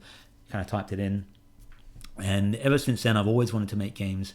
I've always liked wrestling and pro wrestling and, good versus evil and what happens, who's the strongest, that kind of thing. And so a gladiator arena is a great place to sort of simulate a battle, but in a controlled condition. More recently, the movie Gladiator was a huge inspiration. I was already working on Swords and Sandals before Gladiator came out, but the whole "we who are about to die salute you," came from the movie Gladiator, which also has basis in historical fact. That the gladiators would say that. But yeah, those are some influences. He-Man was a big influence on the character design as well. From Antonio Ravel de Abreu Oliveira. Yeah, what a cool name. Why did Baron Wolfgang stop becoming a gladiator and became the owner of the tavern? He got old. He had a hard life. He was captured and was a prisoner of the arena until Belgrave rescued him. He faced depression and always felt a little just not good enough, and so he hit the bottle hard. He drank a lot, and he always had problems with drinking. And after his time in the arena, I think he kind of was a little bit. He didn't know what to do with himself, but he always wanted to be around the fighting, and so he bought a tavern and ended up running a tavern for a little while before going off. I can't remember what happens after that. I got to figure out what happens to Baron Wolfgang after that story. But him and his best friend Sir Belgrave had many adventures together. But I think around the time of Swords and Sandals 4, he runs a tavern because he's in no condition to fight. He's out of shape and mentally not ready. Can you tell me more about Louis de Loungeville? He's as I mentioned earlier, he's about 5'7". He's a quick, wiry character who is a very serious and arrogant swordsman who has trained many great fighters. It's a little bit based on Inigo Montoya from The Princess Bride and Silvio Forel from Game of Thrones, even though I designed him before I read Game of Thrones. But he's not a fun character. He's not a person that jokes around or a lot, and he doesn't suffer fools easily. I should write up a backstory for him as well, but he did lose his eye. That eye patch isn't for show. He definitely lost it. How he lost it, I'm not sure yet, but we'll come back to that. We still haven't decided on a name for the witch yet, is his other question. No, we haven't, but we'll come up with that. She's still just called the Magic Shop Girl at the moment. And how is Baron Wolfgang still alive after the fight against the Gladiator from Swords and Sandals 1? In Swords and Sandals 1, Wolfgang is one of the arena champions, and along with a few others. I kind of retrofitted some of the arena champions being alive, even though you see them get killed and have their heads cut off and so on. I kind of put this powerful magic in Swords and Sandals. Arena champions can come back to life if they die in the arena because of very powerful magic. It's super expensive magic, and it's not worth using on most people. But you can only do a certain amount of times. I've got to work that out, but if Arena Champion dies, it's not always the end for them, and that's why you can kind of have fights against Chaos in the other ones, and he's still not dead, that kind of thing. Because otherwise, if he just killed in the arena, it's not much fun, is it? Antares is a star of the constellation of Scorpion. You are correct, and my zodiac sign is Scorpion. There you go. Yeah, Antares is a star, and it's one of the biggest in the known universe. It's massive. Not as big as, was it VY Cygnus or something like that. It's massive. But Antares is pretty huge. So it makes him feel close to Antares because his star sign is Scorpio. That's awesome. Thank you for being a great fan of the game. And good day to you, my friend. From Poprostumati. Hello, I have a question for you. When was 2011 Swords and Sandals 5 got created and it's dead by 2013? Yeah, that version is no longer available because that was hosted by the old company, and it had these kind of like an in-game currency. It had these gems you had to buy, and it was all tied into the website. And when the Swords and Sandals got sold to eGames, my publisher, that all died, and all the old database stuff. It's no longer available. The code doesn't work. It's all gone. The website's gone. That's why I remade it as the Redux game. It's a really hard one to remake too, and a lot of the old code I had to rip out. But yeah, that will unfortunately it only lives on in some videos that you can still find online. If you type in Swords and Sandals 5, not Redux, just 5, you might still find it. Another question from Arnis Galsis, who's written a bunch of questions. Do you have a pet? Yeah, I got 2 cats. Maximus, and Minimus. So Maxie and Minnie. Minnie is the mother cat. Maxie is the son cat. And he's very embarrassed because he is a cat that still lives at home with his mum. They're pretty old now. They're like 9 or 10. Middle-aged cats. They're all right. They're not super rewarding. They just sleep out the back all day. From Ilya Gurovich, who is a Patreon of mine. One of a few Patreons. One of the great fans of Swords and Sandals, and someone I'm eternally grateful to for his support of the series and of me in general. Thank you, my friend. Not a legit question for the follow-up episode, but would you consider answering the questions in the official Discord channel?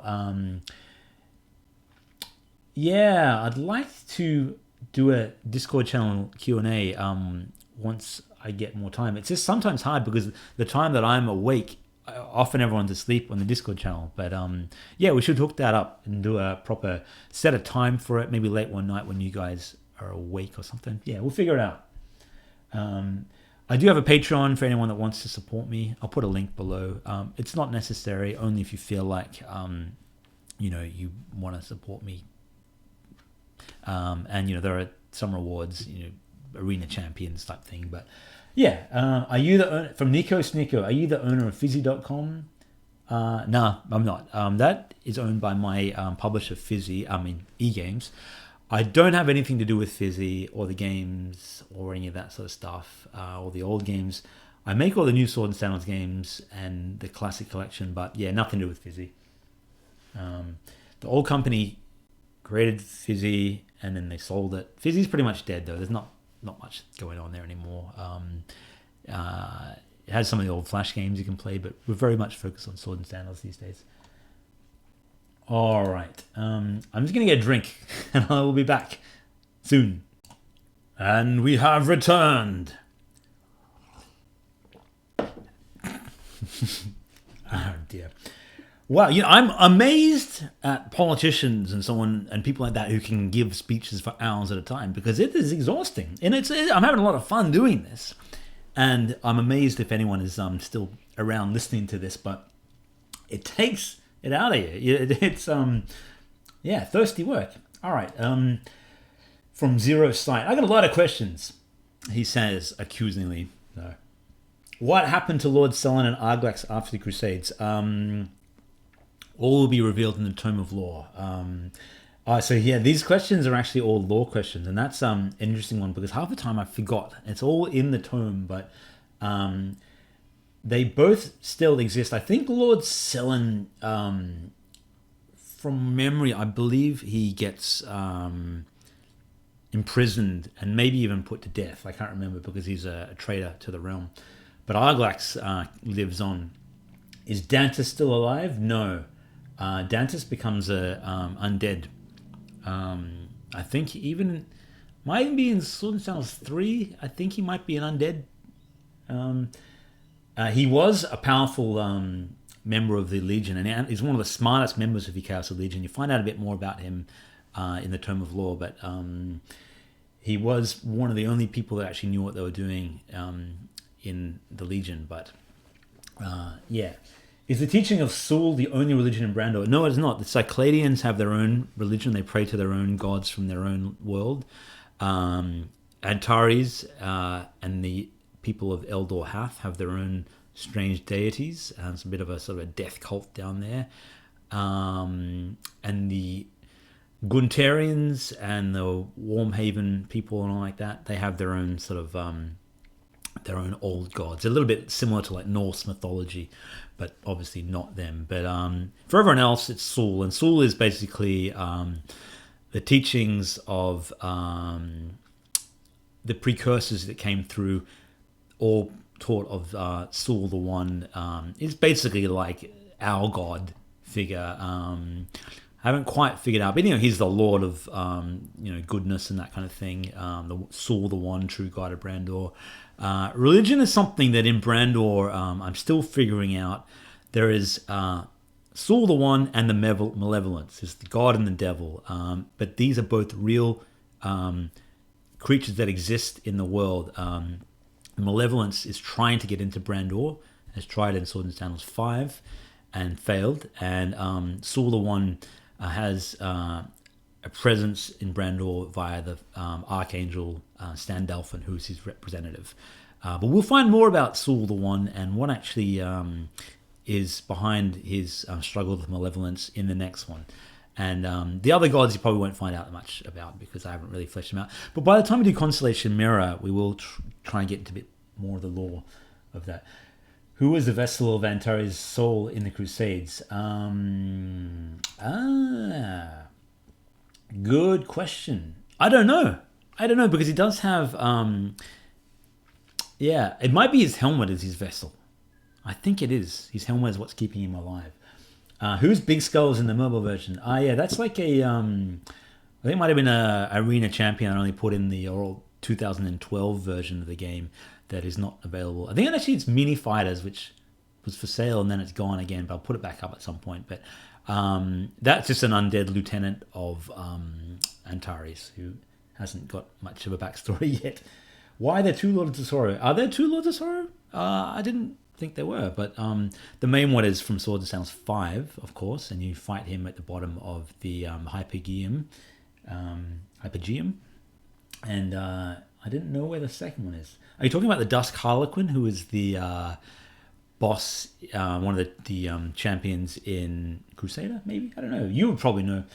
What are the cultures and government system of each province? Too many to go into, but I will put that in the tome. I'm going to do a section on each realm. I know I need to do the Tome of Law. I know I got to get it done. It's hard. How many weapons, armors, and potions will be in Sword and Sandals 6? Lots. Unlocked by stats, probably, rather than level. What is the level cap for 6? Unknown yet, but there will be lots of bosses, and I'm experimenting with not having character levels and just having stats. We'll see. Because it can be... Levels is a bit of an arbitrary thing. Why is Marie Dupont's skin green? Did she have a relationship with someone? She is actually from the north. She's from like Gunteria, I think. One of those areas in the frozen north. But she's a lot more cultured than the others. Who is her sister? Has yet to be revealed. But it's not Anna. It's not Battle Maiden Anna, who is one of the arena champions from Sword and Sandals 3. But you will meet her sister in Sword and Sandals 6. Marie, of course, was killed by her brother, Lord Selen, after Sword and Sandals Pirates. They had a violent argument, and she's now a ghost. She haunts the city of Gallows Stones. So who is the sexiest female character? There's not that many female characters. There need to be more, and I will be putting in more. But depending on if you like big women, Jane Three Sheets. She's a pretty vibrant character, loves a beer. Marie is pretty... Some people find her sexy, attractive. I don't know. The Magic Shop Girl is nice. She's not nice. She's a bit sinister, but if you like gothic people... there's what's her name? Zyclodia from Sword and Sandals 5. There needs to be more women in Sword and Sandals, though. I must admit that. More women of note. Battle Maiden Anna is a big kind of glamazon strapping woman. The sexiest male character, of course, is Baron Wolfgang, because he's based on me. Leopold, the musician from Sword and Sandals 3. I don't know. You tell me. I don't know. None of them. They're all pretty ridiculous. Question he also wants to know, what do you think of Matt Rozak, the game developer of the epic Battle Fantasy series? He's had the same journey as me, from a Flash game to a massive JRPG in 2019.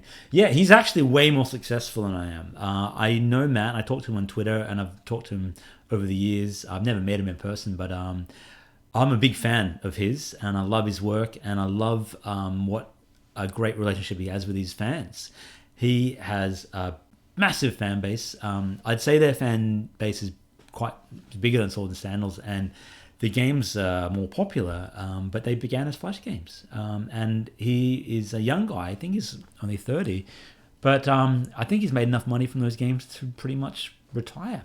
So he's done great. I mean, I don't know for sure, but yeah, he's an inspiration, and one of the last true Flash game developers out there. Will I make some Easter eggs of his games? I haven't actually played them enough, to be honest. I'd be kind of fun to put a little crossover. Maybe I will put a little Easter egg from next one in the next one. From who is this? Tom G. I know this character. Tom Gattenhoff is a great friend of mine and a colleague of mine. We've known each other for many years. One of the great dungeon masters, and top-notch bloke. And he asks, tell me, why should we ride to the aid of those who have not come to ours? What do we owe Gondor? And I reply to Tom, where was Gondor when the Riddermark fell? Where was Gondor? Little Lord of the Rings joke for you. I'm, of course, playing Theoden King. Yeah. Yeah. There you go. Big shout out to Tom. See you at work on Thursday. All right. From Verkowski134. Why Sword and Sandals 2 on Android is so broken? I bought the full version, but it's really torture to complete. To be honest, it's probably a balancing problem. If it's too tough, play it on an easier difficulty. Android in particular is a tough one to build for because there are so many different Android phones. You often just have instability problems with that, and I do apologize. The game is best played on a PC. It does work on the phones, and unfortunately the iPhone version is a bit more stable as well. If you've got a newer version of iPhone, it is definitely less buggy, but I've tried so many times to fix those games. I don't mean to put bugs in these games, and I wish they didn't have bugs in them, but it's just a reality. I could fix these games forever, but I would never be able to make enough money to keep making new games. Having said that, I do try to kind of patch the games whenever I can, a couple of times a year with bits and pieces. And so I do apologize that you're struggling with that game. It's definitely unbalanced at the higher levels, but I would say try on a lower difficulty setting if you can. From 1C405, I have questions. In the next game, can you add Hospitalier and Teutonic armor?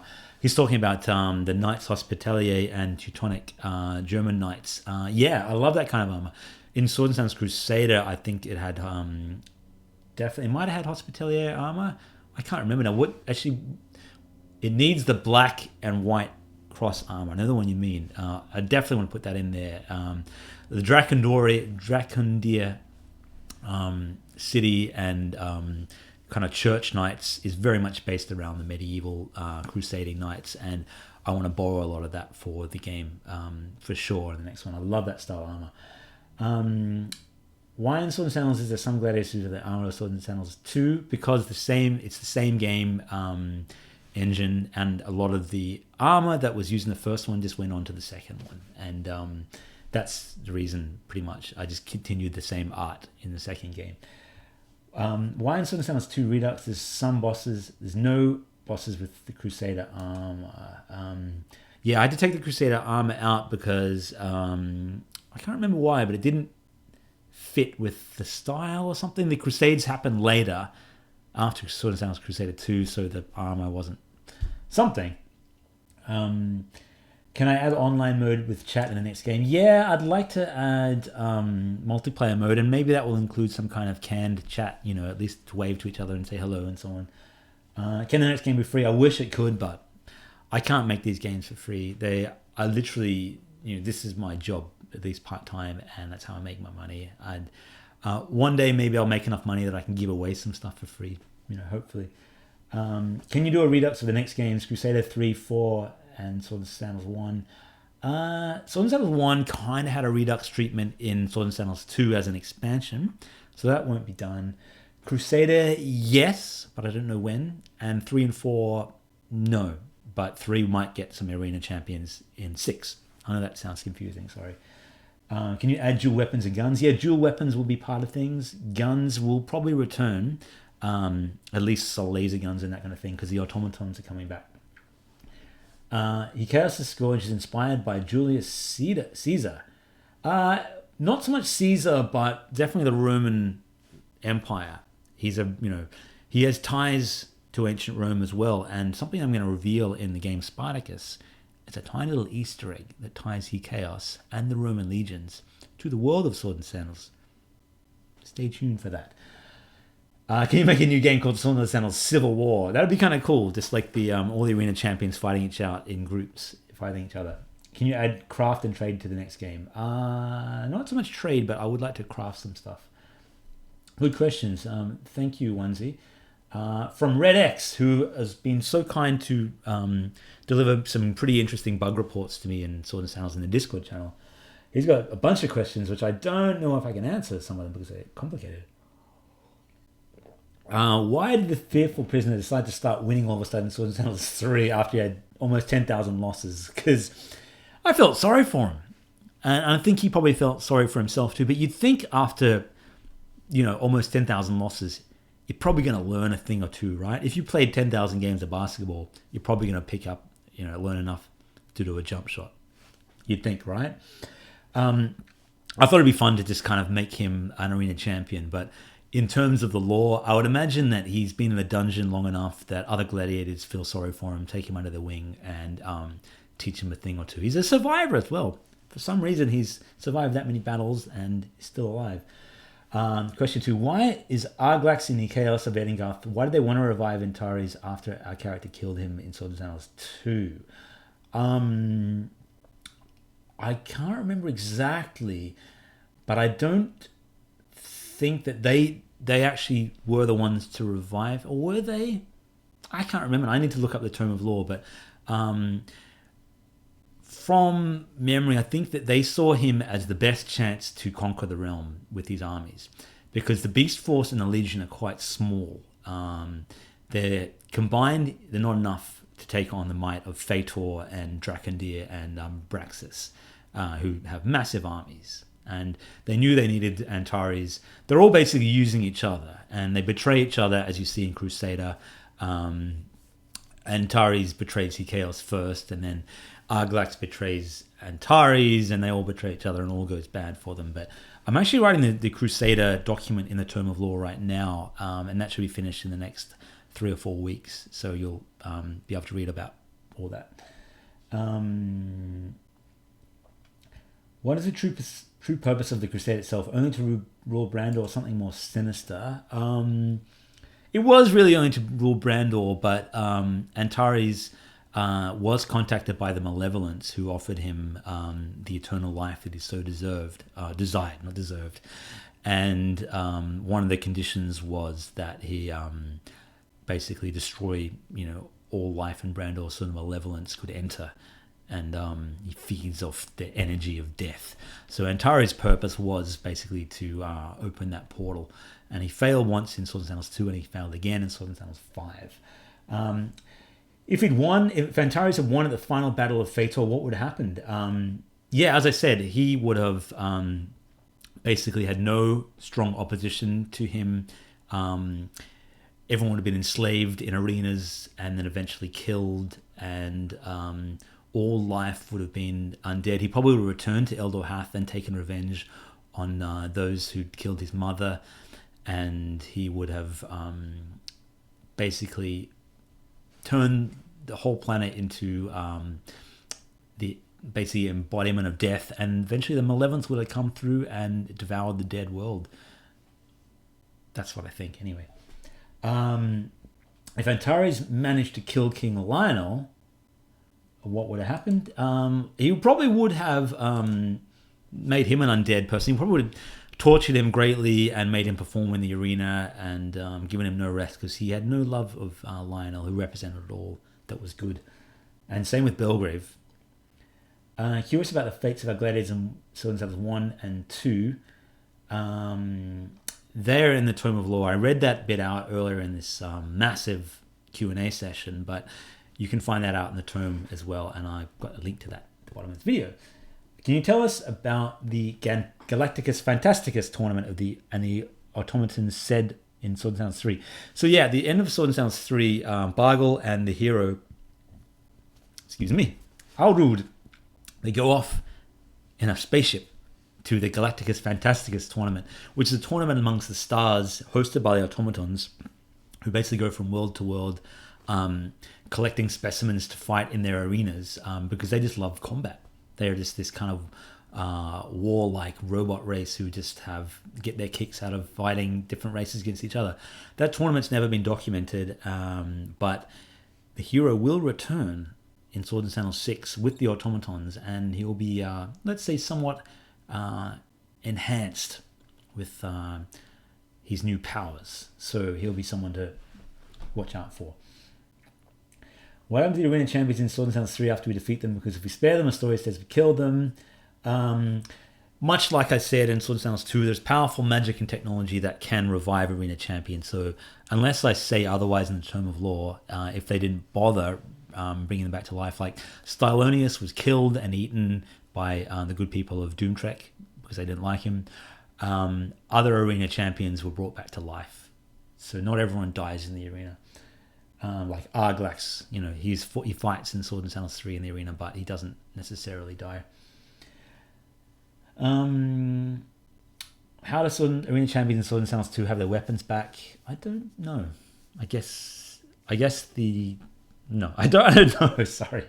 Swords and Sandals 5 on browser, I was always killed by a Gru every time I went deeper into the dungeon. How he would come from the left side of the screen and then jump up to the screen. Yeah, I remember this. Can you explain who or what that was that beast? It looked like a demonic-y chupacabra, to be honest. That is actually a little Easter egg, which is a nod to an old game called Zork. And in Zork, if you walked around in the dark long enough, this is a game from the 80s, it would give you warnings saying you're going to be eaten by a Gru. Be careful. Turn the light on. You're going to be eaten by a Gru. If you kept walking around, dead, eaten by a Gru. And that's what that was from. And I always found that quite, scary and funny. So I put that in as a little nod to that game, but also as a bit of a cheap jump scare, just as something to keep you on your toes. And I also needed a mechanism to force the player to keep his torch on, because if you don't have your torch going, you need to have something to, coerce you into doing so. Final question from him. As long as there's 2 Redux, we have Antares, who have the Colossus glitch and an increase in size, making it impossible to kill. Is that fixed? Don't know. I think I made it so he couldn't cast the Colossus spell. Yeah, I think so, because he would get too powerful. I think so. Question from Prohane Gamer 2.5. You mean we were asking you everything? Yes, that's exactly what is happening today. That was a good, quick question. Road to the Dragon Lord followed that up with, I'd try to have a 5-question limit. That's a great idea. Next time we do this, limit to 5 questions each, because it can take ages. We're probably going up on the 2-hour mark here. This is probably going ages. Roto actually has a question. 3 questions for me. Swords and Sandals has a few strange races that only appeared in 3 and 4. Golems, Frolisks, Blob people, and so on. Will they be playable in any future games? Are they going to stick to the multicolored humans? It kind of depends how easy they are for Jeff to model. If Jeff can model different things like, the spikes on the Floralisks, the little kind of thorns and so on, and the golem skin, then yeah, I'd love to have him. I think it's possible. Yeah, I'd like to bring him back. Certainly the translucent blob people would be fun too. Is Tutuki the volcano supposed to have blue skin instead of dark skin? In Pirates, all the tribal villages have blue skin similar to Guntarian. So were Islanders not just a finalized thought at the time of making Redux, or was Tutuki from another part of the world where Islanders have dark skin? You know what? The reason they have dark skin, had blue skin in Swords and Sandals Pirates, is a technical limitation. I only had enough memory to store one extra army set, and that was a blue one. They're supposed to have all different colors and so on. And in early versions of the game, I actually randomized them, but ended up crashing the game. I know the tools I was using are not great, but Tutuki is from that island region, and he is dark-skinned, as are many of the islanders. Some of them are blue-skinned. They all tend to have darker skin because the melanin levels protect them from the sun. But yeah, here's it's kind of based on the Pacific Islanders. But yeah, not all islanders are supposed to have blue skin, and they're not supposed to be Guntarians or anything like that. Great questions, thank you. Some questions from Barty Gamer. We're nearly to the end of this video. Stick with me. Barty X Gamer writes, if you had visited any other English-speaking countries, what's different in Australia than those other countries? First thing in Australia is that almost everybody only speaks English. Like there are, we're not really taught other languages. There are a lot of people that immigrate to Australia and bring their own languages, and they're spoken at home. We have a lot of people of Chinese background, a lot of Indian background. And they often speak their own languages, a lot of Middle Eastern background and so on, and that makes for a wonderful mix of different cultures and food and everything. The food is really good here because of that. And in Australia, we have really good produce and lots of it, and so you find the restaurants are fantastic, great Japanese, Chinese, Turkish, Lebanese. It is some of the best in the world, I think.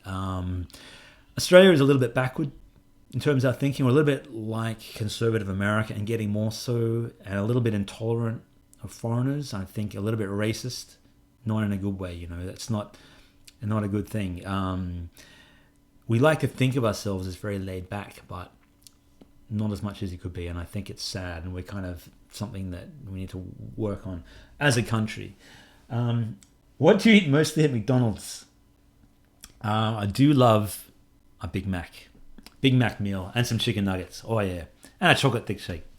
Actually, McDonald's isn't that far from me, but we don't go there. My wife and I only go there a couple of times a year. I do love it, but yeah, it's not good for you. What does it feel like to see small game developers making quick bucks out of bad, overhyped games like Undertale? Undertale is actually a pretty good game. I thought. But getting large fan bases well have a hidden treasure of a game, but don't get as much attention as they do. You know, I think there's a thing called the disease of more. You know, you get something and you want more. And the older I get, the more I kind of learn to be comfortable with what success I have. And yeah, I'm not that well known. My YouTube channel's only got under 2,000 subscribers. The games themselves, however, are pretty well known. And I would almost wager that more people have played Swords and Sandals over the years than Undertale. Undertale was flavor of the month last year, in the last few years, and it's been very popular. And that guy's probably made a lot of money. But over the years, Swords and Sandals has been played billions of times. And not that translates into money, but I think worldwide probably more people know about Swords and Sandals. You know, go figure. Even though they don't know about me or, all the story behind everything. Sure, I'd love to be more well known, but that's okay. I'm grateful for the success that I've had with this. You know what I mean? I think that, I'm in a position that I'm able to make these games, a couple of days a week and do something I absolutely love. And, I think that is a wonderful thing. So though we could always ask for more, I'm grateful for where we are. But it's a great question. Thank you. Well, your short-term and high-term goals. Short-term is to finish Spartacus. I'm struggling with it a little bit. It is really fun and playable, but it's hard to make so many levels. I've got about 30 levels, to 30 to 40 levels I got to make. I'm still building a tutorial level and some of the screens. I thought it was going to be out in sort of August, September, but I'm now thinking it's going to be more like closer to the end of the year, just because it's taken so long. And I've just had so many distractions with life. So long-term goal is to make Swords and Sandals a viable full-time business and work full-time on this. So if I could work on this 5 days a week, you would be amazed at how much more stuff I could do. And to hire an artist and eventually to expand, not do this at home, maybe hire an office in the city, hire some more staff. If I got a company with some friends, if I could hire like 2 or 3 good programmer friends, 1 or 2 artists, project manager, marketer, a company of about 6 or 7, I think that would be amazing. And maybe that'll happen one day. Do watch wrestling, not anymore, but I used to.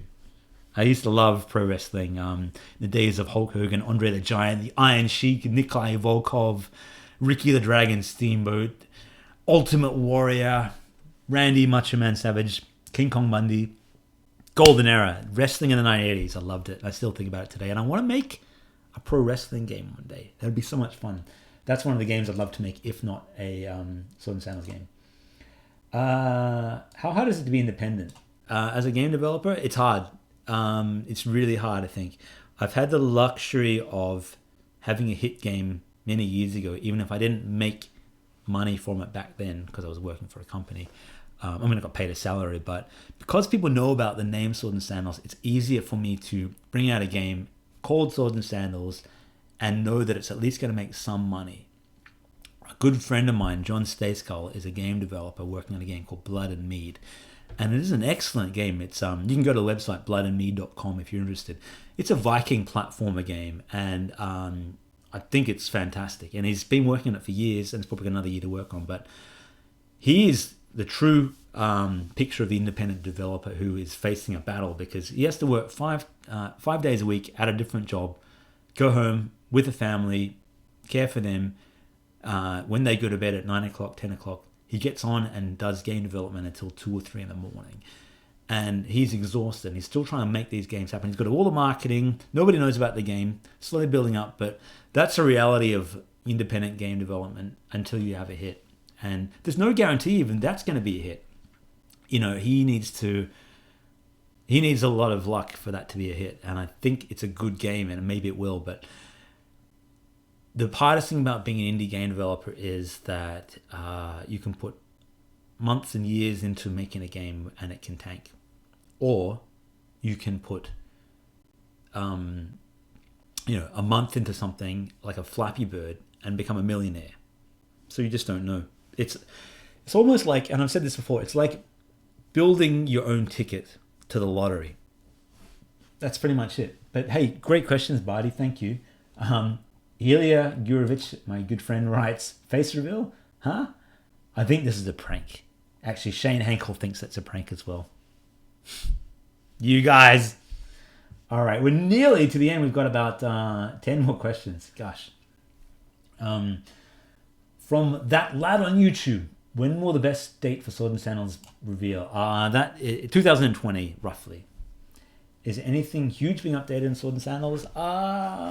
No, there's been a few little fixes for the Classic Collection, but that's about it. Nothing until Sword and Sandals 6, really.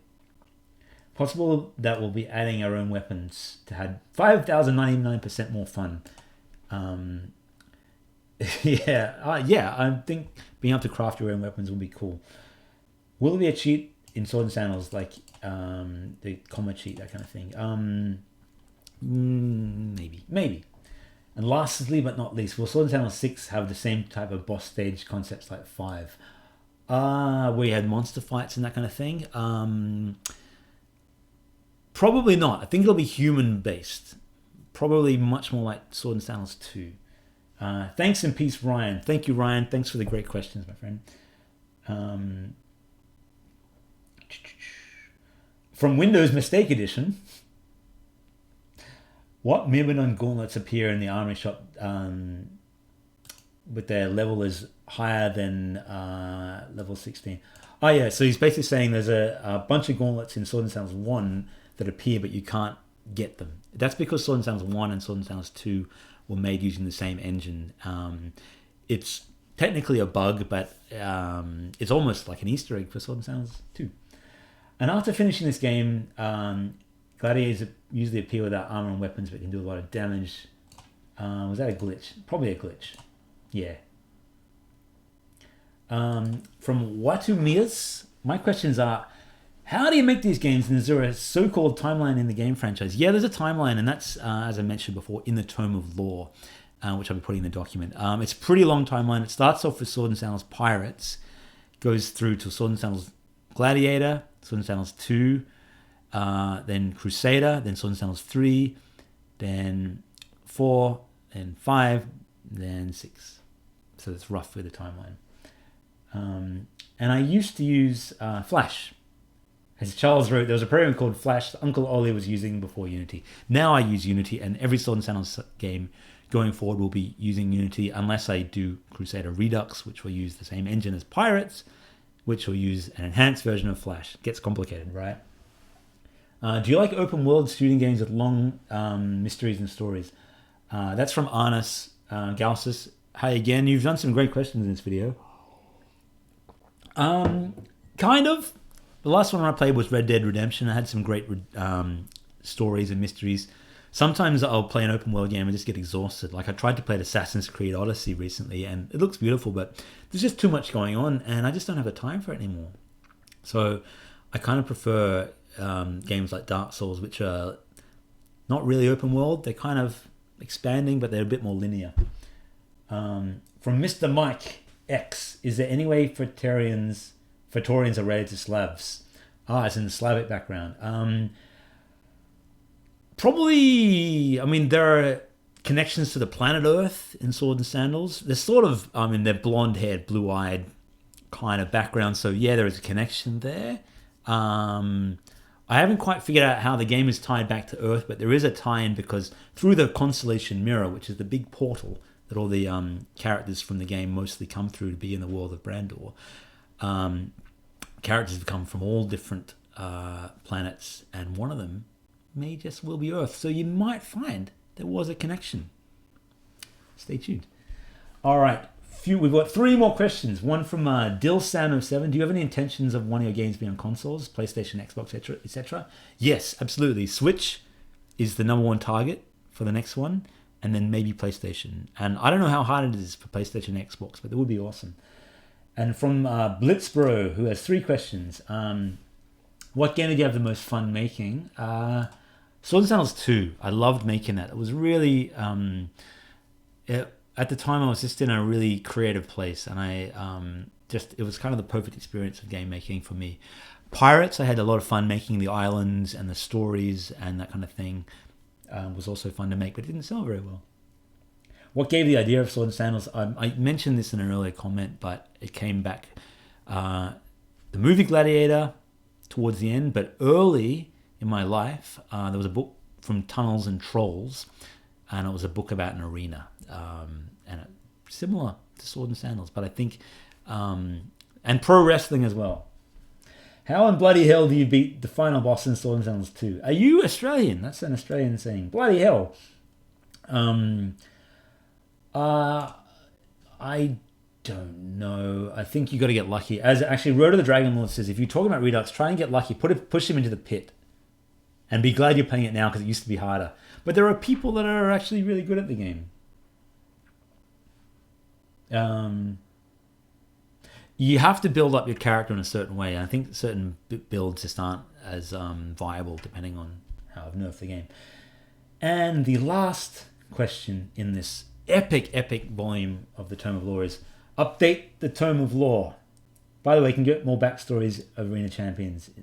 Yeah, you will be getting that. So that's from Zero Sight. Yeah, absolutely. There will be lots more to come in the Tome of Lore. I'm going to do the whole Pirates chapter. I'm going to flesh out the other chapters. Crusader is really long, and the other chapters are quite short. So I want to add more detail to each of the Arena Champions. 3 is going to be a massive one. As I get more time, I will be focusing on this, but, priorities. It just takes a long time to do these things, and unfortunately I've got to make money, and so I have to keep building games, and the Tome of Lore is something I want to do for the fans, but at the moment the fans of Swords and Sandals lore and the history and so on are relatively small compared to the fans of just buying the games and the arena stuff. So eventually, I'd imagine it will be done. But I'm actually really keen to build a Tome of Lore because I need it for Swords and Sandals 6 because there's all these different stories and variations and threads and things like that I find confusing, and I can't remember what I wrote because it's been so long, and I'm not that good at keeping it all up here. So I need to write it for myself. That's it. Can you believe it? There's been, I don't know how long that video went for, but that's nearly 2 hours. I'm going to tally it up when I compile this all together and put it online. It was fun. It was exhausting, but I had so much fun doing this, and we will do this again later in the year. Finally, thank you to everyone who submitted a question and who's watched this long video, and everyone that's bought the Classic Collection. If you haven't, it's available on Steam right now for another week or so. Big discounts in the Steam summer sale. If you want to be a Patreon of mine, absolutely, I'd love to have you aboard. If you want to join the Swords and Sandals Discord, you can chat to me and other Swords and Sandals fans. And if you want to know more about Spartacus, just stay tuned and subscribe to the video. I'm going to put some links below this. And today is now it's a few hours into my day. I should actually get on with programming Spartacus. So thank you, everybody, for being such great fans. And until next time, bye for now.